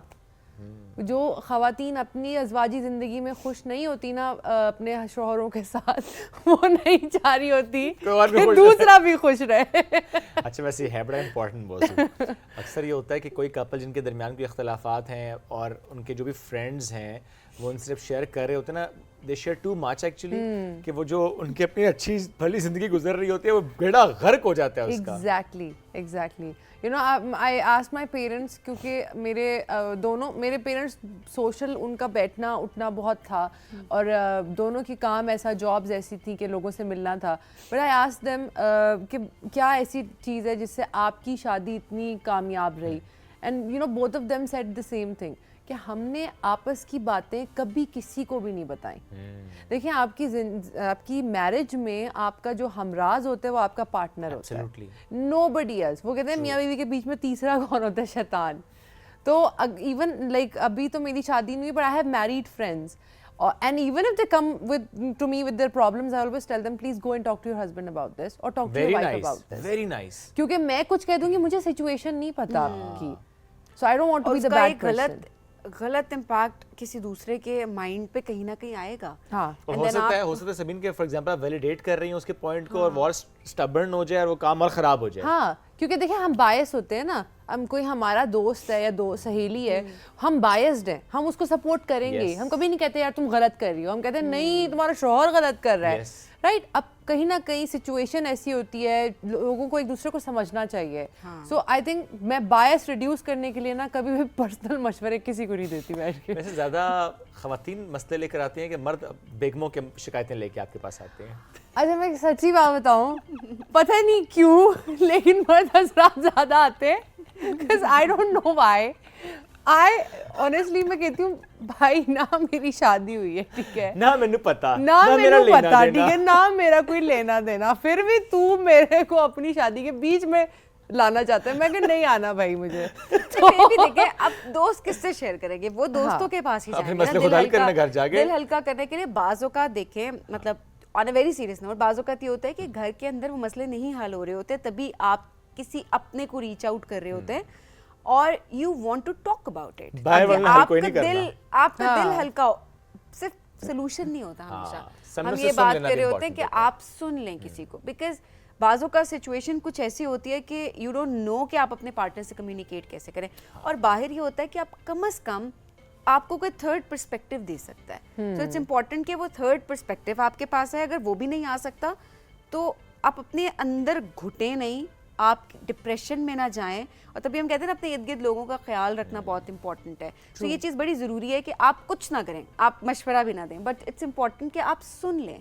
हमने बहुत सारे, आप जैसे कहते हैं मर्द आते हैं ज़्यादा वाकई, और हम काफ़ी ज़्यादा, आप देखें हार्ट अटैक रेशियो, मर्द आते नहीं है, कजन्स और डिफरेंट फ्रेंड्स, अल्लाह माफ़ करे, नेशनल टेलीविजन है गाइस, मेरी अम्मी देख रही है। मतलब वही कहना चाह रहे थे, सॉरी इंट्रूसिव थॉट्स। लेकिन सॉरी सबीर, मैंने आपको नहीं बात तो ठीक है, मुझे तो आपने कुछ नहीं किया, अपने आप लेकिन प्लीज पता नहीं किस की जो बेगमात नाराज हो जाए, इसलिए चलो आगे बढ़ते हैं। हाँ, मेरा ख्याल है आगे बढ़ना बहुत जरूरी हो गया। क्लैरिटी, अपने मसले शेयर करने के लिए। हाँ, लेकिन मैं I don't want to sound like a rude friend, लेकिन कोई भी अगर मसले लेकर आते हैं ना शादी के, तो मैं नहीं सुनती, ठीक है, क्योंकि मेरी एक्सपर्टीज नहीं है उसमें अभी तक। ठीक है जी, ठीक है, अरीबा की सुन लूंगी। अरीबा के पास ना जाए। अरीबा के जितने दोस्त इस वक्त सुन रहे हैं ना, अरीबा के पास मसले लेकर आपने नहीं जाना शादी के। बाकी आप सारे मसले उनसे शेयर कर सकते हाँ, हैं। बीमारियां Good, fair enough. हैं, बच्चे बीमार हो गए, बहुत सारे दोस्तों के अब तो माशाल्लाह बच्चे हैं, वो उस किसी की बेटी को कुछ, बेटे को कुछ, आए जरूर बात करें मुझसे, मैं काउंसिल ये करूंगी। बेगमों की शिकायतें लगाना बंद करें। हाँ, शिकायतें नहीं लगाए, सॉरी। हाँ, शिकायतें मत लगाए, अपने मसले खुद हल करें। चलें जी, fair enough. अच्छा, अब आते हैं, बिल्कुल मौजू चेंज करते हैं। चलें जी, आगे What बढ़ें। makes you independent, strong, empowered girl? मेरा फोकस गर्ल पे था। तो हाँ, Girl, obviously. loved it, honestly. I think ये चीज़ ना मेरे चाइल्डहुड से मेरे अब्बू ने मेरे अंदर बहुत इंस्टिल की, खुद मुख्तारी, खुद एतमादी, कि आप सोचें अपने फैसले लेने से पहले, और जब ले लें तो फिर you stand by your decisions. That's what I think makes me, you know, very strong headed. क्योंकि अगर मैंने मॉरली हर चीज़ को देख के, सोसाइटी, रिलीजन, सब चीज़ों को देख के एक फैसला ले लिया है ना, मैं हटूंगी नहीं. Okay. कोई मुझे हटा ही नहीं सकता. That I am very stubborn, I think, but in a positive way. Okay. So if I've set a goal, I will do it. And क्योंकि ज़ाहिर है आपने उसके लिए पूरा एक प्रीरेक्विजिट फॉलो कर लिया। हाँ, एग्जैक्टली. मैंने कभी ऑनेस्टली मैंने कभी नहीं सोचा कि कोई चीज़ मेरे लिए इम्पॉसिबल है, अपार्ट फ्रॉम द फैक्ट कि मैं पीनट्स नहीं डाइजेस्ट कर सकती. मूंगफली के अलावा आप कुछ भी करा लें मुझसे, मूंगफली डाइजेस्ट नहीं क्यों भाई, होगी. मूंगफली में क्या Not दाना तंग allergies करता है होती आपको? हैं. दाना है, हम वो जो हम बचपन के मूंगफली में दाना नहीं, हम तुम्हारे नाना नहीं, अब क्या आप चिढ़ थी इससे? इस नहीं, मुझे नट से एलर्जी है. Allergy, okay, हाँ, okay. उसके अलावा ना मैं कहती हूँ कुछ भी इम्पॉसिबल नहीं है. Okay. I think when you set your mind to something, it's all about brain training. और इसको न्यूरोप्लास्टिसिटी कहते हैं. There is actual research on it कि किस तरह हम अपने ब्रेन को ट्रेन करके नए न्यूरॉन्स पता है, ब्रेन सेल्स होते बिल्कुल, हैं जो बिल्कुल, मेमोरी को रखते हैं. transmit आप भी करते हैं। नए, हाँ बिल्कुल, आप नए न्यूरल कनेक्शंस बनाते हैं और उससे आप अपनी लाइफस्टाइल पैटर्न सब कुछ चेंज करते हैं. क्वालिटी ऑफ तो लाइफ इंप्रूव होती है, बिल्कुल। एग्जैक्टली. तो ये जो आजकल एफर्मेशंस वगैरह हम देख रहे होते हैं ना सोशल मीडिया पे कि if you can change your mind you can change your life, it's actually true. Yes. It all starts with, you know, ये छोटा सा 285 ग्राम का जो ऑर्गन है ना आपके सर, ये स्कल सबसे में, इम्पोर्टेंट ये ऊपर वाली मंजिल, सबसे important ऊपर वाली ये. मंजिल का ये मेहमान सबसे इम्पोर्टेंट Yes. है. इसका ख्याल रखें. आप ख्याल रखती हैं इसका अच्छा खासा माशाल्लाह, लेकिन आप आसपास वालों को कहते हैं मैं ख्याल नहीं रखती, खुद का ख्याल रखो अपना. फिर उस मौजू पे मैं चला गया, लेकिन मैं नहीं जाऊंगा उस मौजू पे. नहीं, सिर्फ शादी. बाकी हर चीज का सोल्यूशन मैं कोशिश करती हूँ कोशिश कि मैं करती नहीं, हेल्प आपके करूँ. मैरिड फ्रेंड्स इतने, उनके और मसले ही क्या हो सकते हैं? सबसे बड़ा मसला शादी. नहीं, I think it only depends on वही mindset. Mindset. How you take the problem. बहुत दफ़ा आई थिंक जो मेरा एक कंक्लूजन है ना, लड़ाइयाँ इसलिए हो रही होती हैं और लड़ाइयाँ बढ़ रही होती हैं और ज़्यादा देर तक प्रोलॉन्ग होती हैं क्योंकि हस्बैंड एंड वाइफ एक दूसरे को ब्लेम कर रहे होते हैं, रादर देन थिंकिंग कि अच्छा ये एक इशू है, मैं और तुम मिलके सॉल्व करते हैं इसको. हम क्या कहते हैं, हम कहते हैं तुम्हारा इशू है, तुम ही सॉल्व करोगे या तुम करोगे, मैं तो यू नो हाथ उठा रहा अभी हूँ. कह रही थी मेरा एक्सपीरियंस नहीं है. नहीं, वो तो सुन अब सुन तो के लोगों को experience हो सुन गया सुन ना, के सुन के तजुर्बा आ गया ना. ऊपर से इतने ड्रामों में बना देते इस तरह की, यू नो, रोती धोती औरत, कि वो अब तो अरे आदत तो हो गई. ऐसे रोल्स ऑफर होते हैं अभी, रोते धोते या कुछ. मैंने नहीं देखा आपने नहीं, कोई मैं नहीं ऐसे- करती. नहीं होते करती? हैं, अच्छा. होते हैं. इवन मुझे बहुत दफ़ा एक तो कास्टिंग डायरेक्टर ने मुझे बुलाया स्पेशली क्योंकि उनको किसी ने रेफरेंस दिया था, तो उन्होंने काम देखा, उन्होंने कहा कि हाँ अच्छी है, मैं कास्ट करते हैं इसको. बुलाते सबसे पहले उन्होंने पूछा तुम रोते हुए कैसी लगोगी? नहीं अच्छी लगोगी, छोड़ो ना करो. तो मैंने किया ही नहीं क्योंकि मुझे लगता है कि मैं रोने धोने वाला कर नहीं सकती. मैं खुद भी घर में रोती हूँ, शीशा देखती हूँ, कहती हूँ चल हट, नहीं रोना. बहुत बुरी, ऊपर से मुझे सांस नहीं आ रहा था, मैं रोने लगती हूँ कर रही होती ज्यादा हूँ. अच्छा रोल हो जाएगा. हाय बहुत ज्यादा ऑडियो वाले को बहुत मसला हो जाएगा. अच्छा एडिटर बैठेगा ना साफ करने ऑडियो को, उसको बड़े मसले शुरू हो वो कहेगा इसको तो अब कास्ट ना But करना. I think you should try this. हाँ, as well. challenge इतना ये लेके. मतलब एक चैलेंज लेके ना इसको हाँ. भी ट्राई करना चाहिए. मैं कहती हूँ देखिए, रोना is an like you know it's a primal behaviour. ठीक है, हर एनिमल कहीं ना कहीं रोता है, विद टीयर्स और विदाउट टीयर्स. इमोशंस बहुत ज़रूरी हैं. मुझे ये नहीं, मुझे शौहर मेरा छोड़ गया, सास ने ये बोल दिया तो मैं रो रही हूँ, क्योंकि मैं अब खुद भी ऐसी नहीं हूँ. हाँ, किरदार के लिए लोग करते हैं, बट आई थिंक इमेज जो आप शो करें, जो आप रिप्रेजेंट कर रहे हैं ना, ऑडियंस पे बड़ा इफेक्ट होता है. तो मैं नहीं चाहती लड़कियां फर्दर इन्फ्लुएंस हो कि रो रो के जिंदगी गुजारनी है. सोल्यूशन बेस्ड आपका माइंडसेट हो, आप सोल्यूशंस निकालें, अच्छी जिंदगी गुजारें. नहीं बन रही तो कोई इस तरह की अल्लाह माफ़ करे रिलीजन में भी कंपल्जन नहीं है, सही बात है। राइट? नहीं बन रही तो दूसरे की भी ज़िंदगी ना ख़राब करें और अजाब अपनी ना भी। डालें एक दूसरे की हाँ। जिंदगी, अजियत ना बनाएं। हाँ। पहले तो सबसे पहली चीज़ ये है कि ऑब्वियसली सॉर्ट आउट करें, ब्लेम गेम जिस तरह अरीबा ने बताया वो नहीं होना चाहिए। सेकेंडली ये चीज़ बहुत इंपॉर्टेंट है कि मसलों को हल करें ना बैठ के, बजाय इसके कि दूसरे तीसरे चौथे से बात करें, इतने ओपिनियंस आपके पास आए, जब वो आते हैं तो ऑब्वियसली आप अपने पार्टनर को सबसे ज़्यादा जान सकते हैं। तो इट्स इंपॉर्टेंट कि उस चीज़ को सॉर्ट आउट कर दें। हाँ। और फिर ये तो बिल्कुल आखिरी, बेशक नापसंदीदा अमल है लेकिन एक जायज़ अमल है, जायज़। बिल्कुल आखिरी उस पे आता है कि जब बस हो गई है, ख़त्म हाँ। हो गई है, तो एक ऑप्शन होता है जो कि यकीनन नहीं भी होना चाहिए। ऑब्वियसली चीज़ों को बेहतरी की तरफ ले जाना बट बहुत अगेन important उसको भी होता है। एक रिस्पेक्टेबल वे में होना चाहिए, एक डिसेंट वे में होना चाहिए, उसमें पे टॉक्सिसिटी नहीं होनी चाहिए, उसमें आगे बच्चों का फ्यूचर जरूर सोचना चाहिए। आज हमारा ये मौजूद वैसे था नहीं रही भाई, आपके दोस्तों की वजह से बन गया, कुछ भी बन जाते ये आपके आज दोस्तों से की वजह से बात- बना है। बातें हमने और बहुत सारी सोची थी, ये बात करेंगे वो बात करेंगे, ये इधर ना बात कल से शुरू लोग हुई। कहते हैं को अगर रीबा वो शो में आ जाए, आप मैरिज काउंसलर हैं, आप कपल काउंसलर हैं, बिल्कुल वो भी कहेगी, नहीं। मैं तो सुनती भी नहीं हूँ, मैं कहती हूँ जाओ अपने मसले खुद हल करो। एग्जैक्टली मैं चाहती हूँ कि लोग मुझे उसलिए बुलाएं जो मैं हूँ। आई एम एन इम्यूनोलॉजिस्ट, मेरा काम है सारा उन चीज़ों के ऊपर। हम वैक्सीन्स बनाते हैं, हम वायरसेस को इंजीनियर करते हैं। लोगों को आगाही नहीं है, तो मैं चाहती हूँ मैं इन चीज़ों के बारे में ज़्यादा बात करूँ ताकि लोगों को आइडिया हो कि मैं क्या कर रही हूँ। और फिर एनिमल्स के राइट्स Yes. के एडवोकेसी बहुत ज़रूरी है पाकिस्तान में। And you're doing that, mashallah. Yes, Alhamdulillah, and I've been a spokesperson for several different, stray homes and rescue homes. बहुत ज़रूरी है हमारे मीडिया में रिप्रेजेंटेशन हो, Yes. क्योंकि हमारे यहाँ दीन कहता है कि आप अल्लाह ताला का एक एट्रीब्यूट है कि वो रहीम है।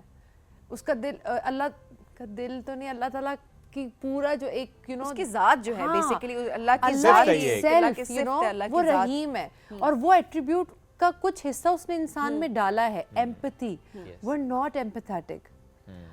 मैंने आपको अभी कुछ दिनों पहले मेरे एरिया में रात को मैं शूट से वापस आ रही थी, सॉरी मैं टाइम तो नहीं ले रही ज़्यादा, नहीं प्लीज आप मुकम्मल कर पक्का? लें बात। हाँ, तो मैं जल्दी से रैप करती हूँ, मैं बहुत बोलती हूँ, सॉरी। तो हुआ ये कि मेरे एरिया में एक मतलब फीमेल डॉग थी जो कि बहुत ज़्यादा बार्क करी थी। जब मैंने साइड से गाड़ी गुजारी तो वो साइड साथ साथ ना भागना शुरू कर दिया उसने। जब कोई कुत्ता ऐसे करता है तो प्लीज़ ये नहीं सोचें कि वो चेस कर रहा है आपको या आपकी गाड़ी को, वो हेल्प चाह रहे होते हैं। एनिमल्स हमेशा तब इंसानों से इंसानों के करीब आते हैं जब उनको कोई हेल्प चाहिए होती है। मेरे भाई ने गाड़ी रोकी, उसने कहा अरीबा हम देखते हैं, और मामा वाज लाइक रात हो रही है नहीं करो। हम उतरे, हमने देखा उसके पपी को कोई बंदा मार के चला गया था, जॉ डिसलोकेटेड था और वो सिर्फ उसकी हेल्प चाह रही थी कि मेरा बच्चा इंजर्ड है। सो हमने उसको उठाया, हम लोग उसको लेके गए, नियरेस्ट G10 में था hospital, we took the puppy there. The puppy couldn't make it क्योंकि उसको इंजरी बहुत ज़्यादा थी, हेड पे ट्रॉमा था। बट प्लीज़ अगर आप ज़बान नहीं समझ सकते ना, मैं कहती हूँ इंसानियत और एम्पैथी एक ऐसी लैंग्वेज है जिसके लिए आपको अल्फाज की ज़रूरत नहीं Absolutely. है। आप आंखों में देखते हैं, आपको जानवर का पता लगता है कि वो तकलीफ में है कि नहीं।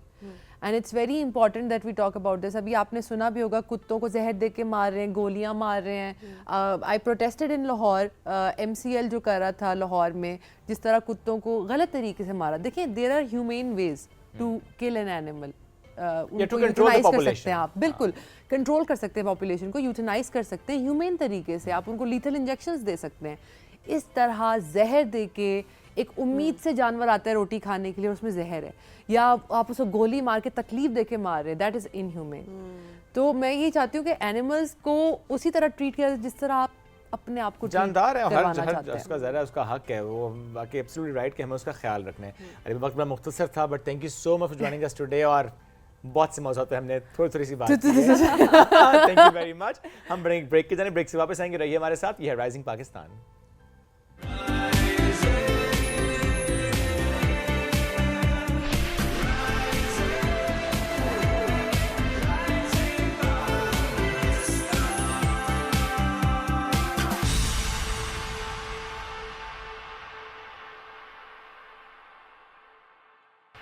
Welcome back. राइजिंग पाकिस्तान में एक बार फिर कहते हैं खुश आमदीद। स्प्रिंग सीजन इज हेयर और बहुत से लोगों को स्प्रिंग बड़ा पसंद आ रहा होता है, लोग घूम रहे होते हैं, रील्स बड़ी अच्छी अच्छी आ रही होती हैं, लेकिन बहुत से लोग ऐसे हैं जो कि स्प्रिंग आते ही बीमार पड़ जाते हैं। वो ये कहते हैं कि स्प्रिंग जो है वो गुजर जाए और अगला कहते हैं हाँ, वो कहते हैं स्प्रिंग ने हमारे स्प्रिंग हिला दी है। हमारे स्प्रिंग हिला दी।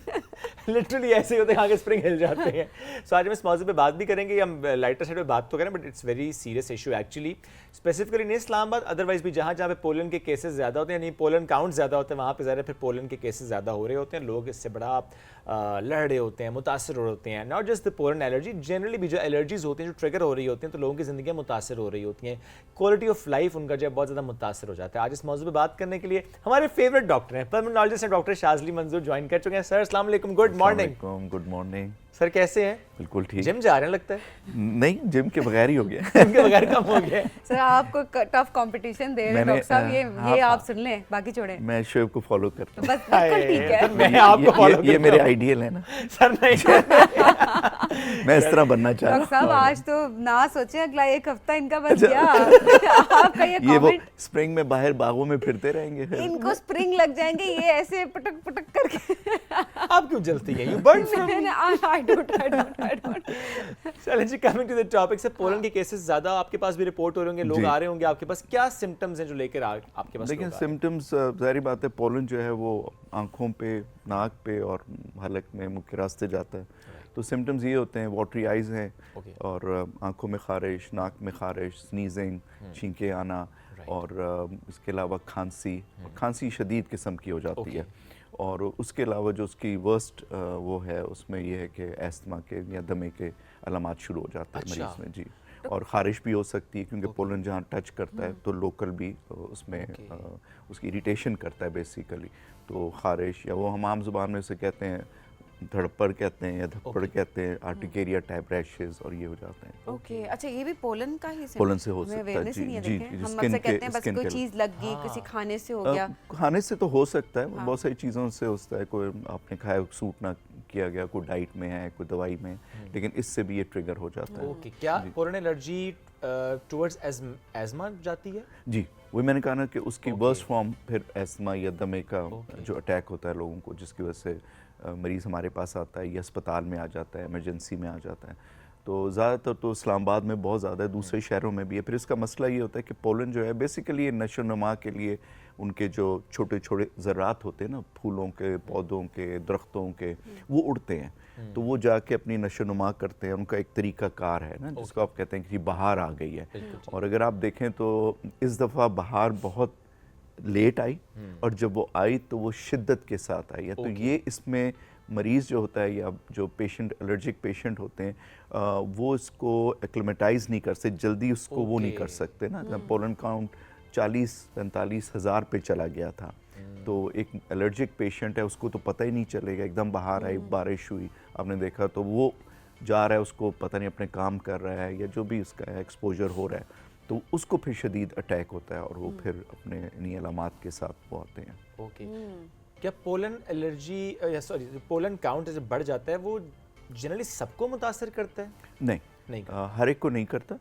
मोस्टली एलर्जिक पेशेंट्स होते हैं, पहले से सेंसिटिव होते हैं, या मरूसी होती है, ख़ानदानी होती है, या वो बचपन से ऐसे हो जाते हैं, या एडल्ट लाइफ में भी लोग एलर्जिक पेशेंट हो जाते हैं। देखें, कोई भी चीज़ जिससे आप बहुत ज़्यादा एक्सपोज रहे हैं over a period of time, उसका कोई ना कोई इफ़ेक्ट हो जाता है। मतलब इसकी एक सिंपल मिसाल है कि आप रोज़ाना अपने आप को धुएं में एक्सपोज करते रहें, जिस्म आपको आपकी मदद करता रहेगा, आपकी इम्यूनिटी एक लिमिट है ना, उसके बाद क्या होगा कि वो आपको धुएं से एलर्जी शुरू हो जाएगी। तो ये ऐसे ही है कि इस्लामाबाद में या बाकी शहरों जिनमें पोलन का मसला है, लोग रहते हैं, आहिस्ता आहिस्ता फिर ये होता है विद पैसेज ऑफ टाइम जो है उनमें बर्दाश्त नहीं रहती, जिससे मुकाबला नहीं कर सकता उसके ख़िलाफ़, तो वो फिर एलर्जिक पेशेंट बन जाते हैं। बच्चों में अमूमन हम देखते हैं कि वो बचपन में ज़्यादा एलर्जी के साथ, कुछ बच्चे होते हैं जो सेंसिटिव होते हैं, जैसा घर में अगर 3-4 बच्चे हैं, उनमें से 1 या 2 जो होंगे ना वो सेंसिटिव होंगे और वो फिर इसी का एलर्जी का शिकार हो जाते हैं। जिनको एस्थमा होता है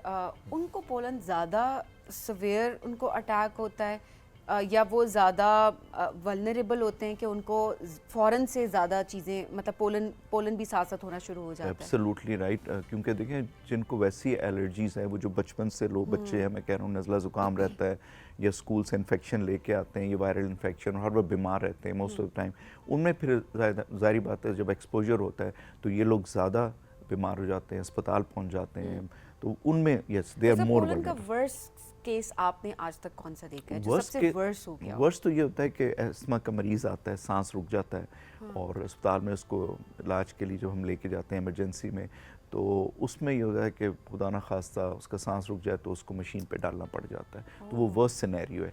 इसीलिए आप लोगों की आगाही का और प्रोग्राम का और इनका डॉक्टरों को बुलाने का और इलेक्ट्रॉनिक मीडिया जो बाकी पेपर मीडिया और जिस तरह भी आप लोग करते हैं कि उनको आगाही दी जाए, इसको लाइट ना लिया जाए। आप मतलब ज़िंदगी नॉर्मल गुजार सकते हैं और आप इसमें एहतियात कर सकते हैं। जैसा मैं अपने मरीज़ को मतलब आज सुबह भी बात में करता कि मैंने कहा मुझे आप बेशक फरवरी के एंड में या मार्च के पहले हफ्ते में बुला लें, तो आगाही ज़्यादा अर्ली हो जाएगी, तो मरीज़ लोगों को पता चल जाएगा एलर्जिक पेशेंट है कि जी कि क्या करना है, क्या Because करना लोग बहुत चाहिए। वाकई लोग बहुत लाइट ले रहे होते हैं इसको, बहुत और- light ले रहे और होते बहुत हैं। ज़्यादा होता है नॉर्मली भी, जी हमें तो पोलन है, हाँ। मतलब आप जब एहतियात नहीं कर रहे तो खुदा ना खास्ता जो केस आपने बताया है ये एक वर्स्ट केस की तरफ भी लेके जा सकता है। दूसरा ये होता है ना कि फिर वो सांस की तकलीफ होती है, अगर नहीं भी जाएगा इमरजेंसी में, वो मरीज़ कहेगा या कहेगी कि मैं रात को सो ही नहीं सका, मैं अपने काम पे नहीं जा सकता, बार बार डॉक्टर के पास जाता हूँ, इंजेक्शन लग जाते हैं मुझे, मतलब उसकी डे टू डे लाइफ की जो एक्टिविटीज़ हैं, ये जो disturb हो काम है वो जाती है। डिस्टर्ब हो जाएगा, चाहे स्कूल जाना है, कॉलेज जाना है, काम पे जाना है या जो भी उनके वो है बिल्कुल ऐसे ही है। डे टू डे, तो वो उसके लिए मुश्किल हो जाएगा। Alright. तो परफॉर्मेंस में फ़र्क होगा, Quality of life disturb quality of होगी लाइफ ना? डिस्टर्ब हो जाएगी, बार बार छुट्टियां करेंगे, मतलब हर तरह से आप देखें दवाइयों का इतना, दवाइयों की मिकदार बढ़ जाएगी, बिल्कुल। मतलब वो हर चीज़ से हर जो चीज़ है ना वो डिस्टर्ब हो क्या जाएगी। करें, एहतियात क्या है इसमें? देखिए जब पोलन का सीज़न शुरू होता है, बाहर ने आना है, ठीक है, तो फरवरी है, एंड ऑफ फरवरी, मार्च के पहले हफ्ते में इंडोर्स हो जाएं ज़्यादा। जो काम वाले जो हैं उनको चाहिए कि वो मास्क पहन के बाहर निकलें, गाड़ी तक जाएं, मास्क अपने जहाँ भी काम करते हैं उतार लें, घर में उतार लें, विंडोज़ को क्लोज़ रखें, हाथ मुंह धोएं जब वापस आएँ, क्योंकि वो कहीं ना कहीं लगा होगा। और दूसरा ये होता है कि जिस तरह आप बात करें, अगर टच का मसला है तो कोई मॉइस्चराइजिंग क्रीम लगा लें, कोई आप जैतून का तेल लगा सकते हैं, कोई चीज़ कर सकते हैं बेयर एरियाज़ पे अपने, जैसा कि गर्दन है, हाथ हैं, पैर हैं, जो लोग मतलब इस तरह जाते हैं। दूसरा ये है कि आप मास्क पहने। मैंने जो चीज़ नोट की थी, कोविड में आपने प्रोग्राम किया मेरे साथ काफ़ी, कि जो कोविड के तो मरीज़ आ रहे थे, लेकिन जो मेरे एलर्जिक पेशेंट थे वो बिल्कुल गायब हो गए। उसकी वजह ये थी कि इंडोर्स हो गए, मुंह हाथ हर वक्त धो रहे हैं, सैनिटाइजर यूज़ कर रहे हैं, सेफ रहे, हर वक्त मास्क पहन रहे हैं। बाज़ वो जा रहे होते थे रास्ते में, रोड में, तो लोग मास्क पहन के फिर रहे हैं या वैसे, तो ये देखो मेरा पेशेंट कितना अक्लमंद हो गया, मास्क पहना हुआ है। फिर दूसरी एक और चीज़ है, पोल्यूशन भी कम हो गई थी, तो सारा एक मैस इफेक्ट हुआ, Because जिससे गाड़ियाँ पोलन कम के चल रही थी, एक्टिविटीज़ कम हो गई थी, तो ऑब्वियसली पोल्यूशन जो है वो ऑटोमेटिकली कम उससे हो गई। भी फ़र्क पड़ता है। तो उसके अलावा ये है कि बाकी आप अपना काम करें, लेकिन बागों में पौधों फूलों क्यारी गार्डनिंग में ना करें। 1-2 महीने के बाद लोगों को गार्डनिंग का शौक होता है, ओके, इन तो महीनों में ना करें। ख्याल करना है, ख्याल important करना है आपने। अच्छा डॉक्टर साहब, कुछ लोगों को एलर्जी इस तरह से भी होती है कि उनका एकदम जब शुरू होती है एलर्जी तो नाक और गला जो है उसमें इरिटेशन स्टार्ट हो जी, जाती जी, है, जी। उसके साथ फीवर होना शुरू हो जाता है, और फिर ज़ाहिर है वो 2-3 दिन के अंदर वो खुद बेहतर होना शुरू हो जाता है, लेकिन ऑब्वियसली वो जो कैफियत होती है, क्या ये पोलन की एक फॉर्म होती है, या अब जिस तरह बाहर का मौसम है तो बाकी भी एलर्जीज ट्रिगर कर जाती हैं? देखिए इसमें जब भी मौसम चेंज होता है ना, तो वायरल इन्फेक्शंस आते ठीक है। हैं। जिस तरह हम कोरोना का देख रहे थे, अभी ये वेव आई जनवरी में, फिर वो मार्च अप्रैल में आई, फिर वो अक्टूबर, ये viruses round the clock season की चेंज से चल रहे होते हैं। तो जब भी क्लाइमेटिक चेंज होता है, हॉट और ड्राई वेदर हो जाएगा या इस तरह का वेदर हो जाएगा, ये वायरसेस एक्टिव हो जाते हैं। तो उसके साथ ये होता है कि जो मरीज़ है जिसको पोलन एलर्जी है, अस्थमा का पेशेंट है, या उसको हर वक्त नज़ला ज़ुकाम रहता है, ये जिस तरह सबीना आपने कहा वल्नरेबल होते हैं, तो इनको वायरल इन्फेक्शन होगा, वो 2-3 दिन रहेगा, खुद ही सबसाइड हो जाएगा। उसका फिर वर्स्ट सिनेरियो इन लोगों में ये होगा कि वो नमोनिया हो सकता है। ओके। जी। अच्छा, वैसे में मैनेजेबल होता है या ट्रीटेबल होता है? ये कंट्रोलेबल होता है। ओके। इसको ट्रीटेबल भी होता है, ठीक है। लेकिन अगर मरीज़ हमसे पूछता है कि इससे हमारी जान छुड़ाएं, जान नहीं छूट सकती। Okay. क्योंकि जिस्म का एक आपका एलर्जिक का है, उसमें आप ये कि जितना अरसा इससे आप अपने आप को बचाते रहेंगे, जितना कम ट्रिगर होगा, जिस्म में क़ुव्वत मुदाफ़त बढ़ेगी और वो फिर इसको खुद ही कंट्रोल करने लग जाएगा। हो सकता है एक दो दवाई आप जब स्टार्ट हो तो आप लेना शुरू कर दें, वो तो आपको पता है आजकल ओवर द काउंटर हम वैसे ही मरीज हमारे या हम लोग जो खुद आप भी वायरल बहुत सारी इन्फेक्शंस दवाएं की बात कर रहे हैं, खुद से एंटीबायोटिक के कोर्स तो क्या वही मैं मैं कह रहा about to हूँ, ask this? कोविड में तो खुद ही खुद काम ही शुरू किया हो हमने। गया। Exactly. डॉक्टर साहब वैसे स्पेशली पोलन एलर्जी के सिनेरियो में कोई ऐसी गलतियां जो कि मरीज खुद से करके आते हैं कि मैंने ये दवाई भी ले ली, मैंने ये दवाई भी ले ली, मैंने ये भी कर लिया, जो कि गलत होता है, फायदा भी उसका नहीं होता। If you want to mention that. देखें मरीज अपना इलाज खुद नहीं कर सकता। सही गूगल बात। पेशेंट भी होते हैं, हम उन्हें कहते हैं गूगल पेशेंट। आजकल आपका बिल्कुल चैट ऐसे ही। जीपीटी आ गया है, वो हमें बताते हैं ये इलाज हम करके आए हैं। उसमें पता क्या होता है, उसमें शोएब डिले हो जाता है, उन्हें नहीं समझ आई, थोड़ी दवाई ली उससे थोड़ा वो कंट्रोल हो गया। अब बीमारी तो कंट्रोल नहीं हुई ना, तो किसी टाइम ट्रिगर हो ट्रिगर हो जाएगी, सकती लोग फिर अस्पताल भागेंगे, फिर ज़्यादा दवाइयाँ देनी पड़ेंगी। तो एक तो उनको डॉक्टर ने बताया होता है कि जैसे सीज़न शुरू हो, हमारे मरीज़ों को पता होता है आप ये दवाई ले लें। ठीक है। अगर आपके अलामात इस तरह से ज़्यादा है या वो कंट्रोल नहीं हो रहे तो आप फ़ौरन डॉक्टर से रजू करें। सही और अगर वर्स्ट सिनेरियो ये है कि आपकी सांस नहीं हो रहा और आप उठ रहे हैं रात में, तो आप फ़ौरन एमरजेंसी चले जाएं, एमरजेंसी ट्रीटमेंट लेके फिर अपने जो भी डॉक्टर है आपका उसको दिखाएं। तो खुद से जो है ना हाथ में ये देखें, ये इंसान की ज़िंदगी का मसला है। और आपको याद होगा कोविड में जो ज़्यादातर मसले हुए वो यही था कि लोग सेल्फ मेडिकेशन Yes. गूगल से उससे और तो जो कोविड भी- से कम कॉम्प्लिकेशंस हुई थी, जो दवाइयाँ ली गई थी उसकी कॉम्प्लिकेशंस ज़्यादा थी, और फिर वो डॉक्टर के पास भाग के जी ये हो गया हमारे साथ, और ये मामला हमने बहुत ज़्यादा देखे अपने इर्द शुरू में जब आप लोग टीवी प्रोग्राम करते तो किसी ने बड़ा अच्छा टीवी पे कहा कि 24 घंटे में पाकिस्तान में इतने कोरोना के मरीज़ नहीं आए जितने माहिरीन पैदा हो गए हैं। हाँ। तो हम हर चीज़ के माहिर बनते हैं। That's very तो जिसका true. जो काम है Very उसको true. मतलब मैं आपकी जगह यहाँ नहीं बैठ सकता। तो बात ये है कि वो जिसको काम है उससे आप कर लें, मशवरा कर लें, बेशक ना जाएं, आप उनसे बात कर लें या पहले कर लें कि जी मैं अगले साल ये होगा तो मुझे ये हो तो मैं क्या करूँगा। तो डॉक्टर्स काउंसल कर लेते हैं, बता लेते हैं, आपके प्रोग्राम से पता चल जाएगा। और वो आजकल तो इस पे यूट्यूब पे बहुत सारी बिल्कुल ऐसे ही। इन्फॉर्मेशन है बाकी उन पे। तो मेरे ख्याल से अपना ख्याल रखना ज़रूरी है, वरना आपकी डे टू डे एक्टिविटीज़ में आपकी लाइफ में काफ़ी ज़्यादा मसला हो जाएगा। 2-3 महीने आप सफ़र करेंगे तो बेहतर है कि आप पहले से अच्छा, एहतियात ये करें। बच्चों को ज़्यादा आप देख रहे होते हैं, एलर्जी के केसेस ज़्यादा आ रहे होते हैं, या फिर बड़ों में, ख़वातीन में, मर्दों में कोई ऐसी रेशियो भी है हमारे पास ज़्यादातर जिसको हम लोग ट्रिगर देखते करता हैं हो? बच्चों में, और जो लोग आउटडोर एक्टिविटीज़, ख़वातीन ज़्यादातर घरों में होती हैं, जो लोग काम करने वाली ख़वातीन होती हैं, मर्द हजरात ख़ास तौर पे अपने जॉब पे जाते हैं। फिर वो लोग हैं जिनको सैर व सयाहत का बहुत शौक़ होता है, मतलब निकल के बागों में फिरना, मतलब उनमें हम देखते हैं कि वो ज़्यादा Okay. जो ज़्यादा करते केस हैं। अच्छा, इसमें ये जो कहा जाता है कि इस्लामाबाद में चूँकि एक पर्टिकुलर दरख्त है जो कि बहुत ज़्यादा है, जिसके हमेशा से हम सुनते आ रहे हैं, अच्छा कम हो जाएंगे, काटेंगे, रिप्लेस करेंगे, वो बात होती है।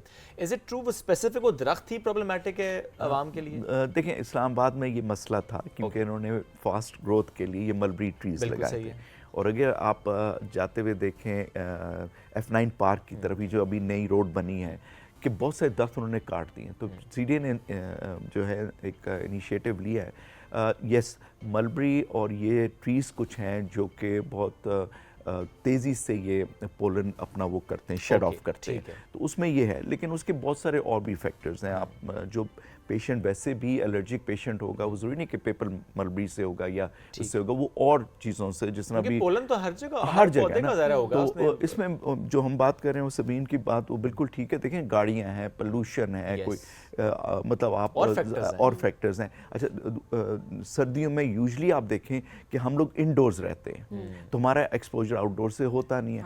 वायरल इन्फेक्शन, ये सारी चीज़ें चल रही होती हैं। जैसे स्प्रिंग आता है लोग बाहर निकल बाहर आते हैं। निकल जाते हैं। तो ये एक मसला भी है मतलब इसका। एलर्जीज, वायरसेस ऑलरेडी होते चल रही हैं, होती हैं, जी, आप जी, जी। कांटेक्ट उनसे कम हो कांटेक्ट पाता आपका है। काम है। आप गाड़ी में बैठो, सर्दी लग रही है, बाहर नहीं निकलना, बाग में नहीं बैठोगे, मतलब तो आपका एक्सपोजर, फिर लोग अपना गार्डनिंग शुरू कर देते हैं, मतलब फिरने टुरने चले जाते हैं उधर, तो उसमें एक्सपोजर ज़्यादा हो जाता है। तो यस, वो फैक्टर एक आपकी बात बिल्कुल सही है। अगर आप H8 और H9 की तरफ आएंगे, यहाँ ज़्यादा है। Okay. बहुत मरीज़ हमारे यहाँ से आते हैं। ठीक है। और अगर आप उस साइड पे चले जाएं F9 पार्क की तरफ, उधर भी है, लेकिन इस साइड पे ज़्यादा है।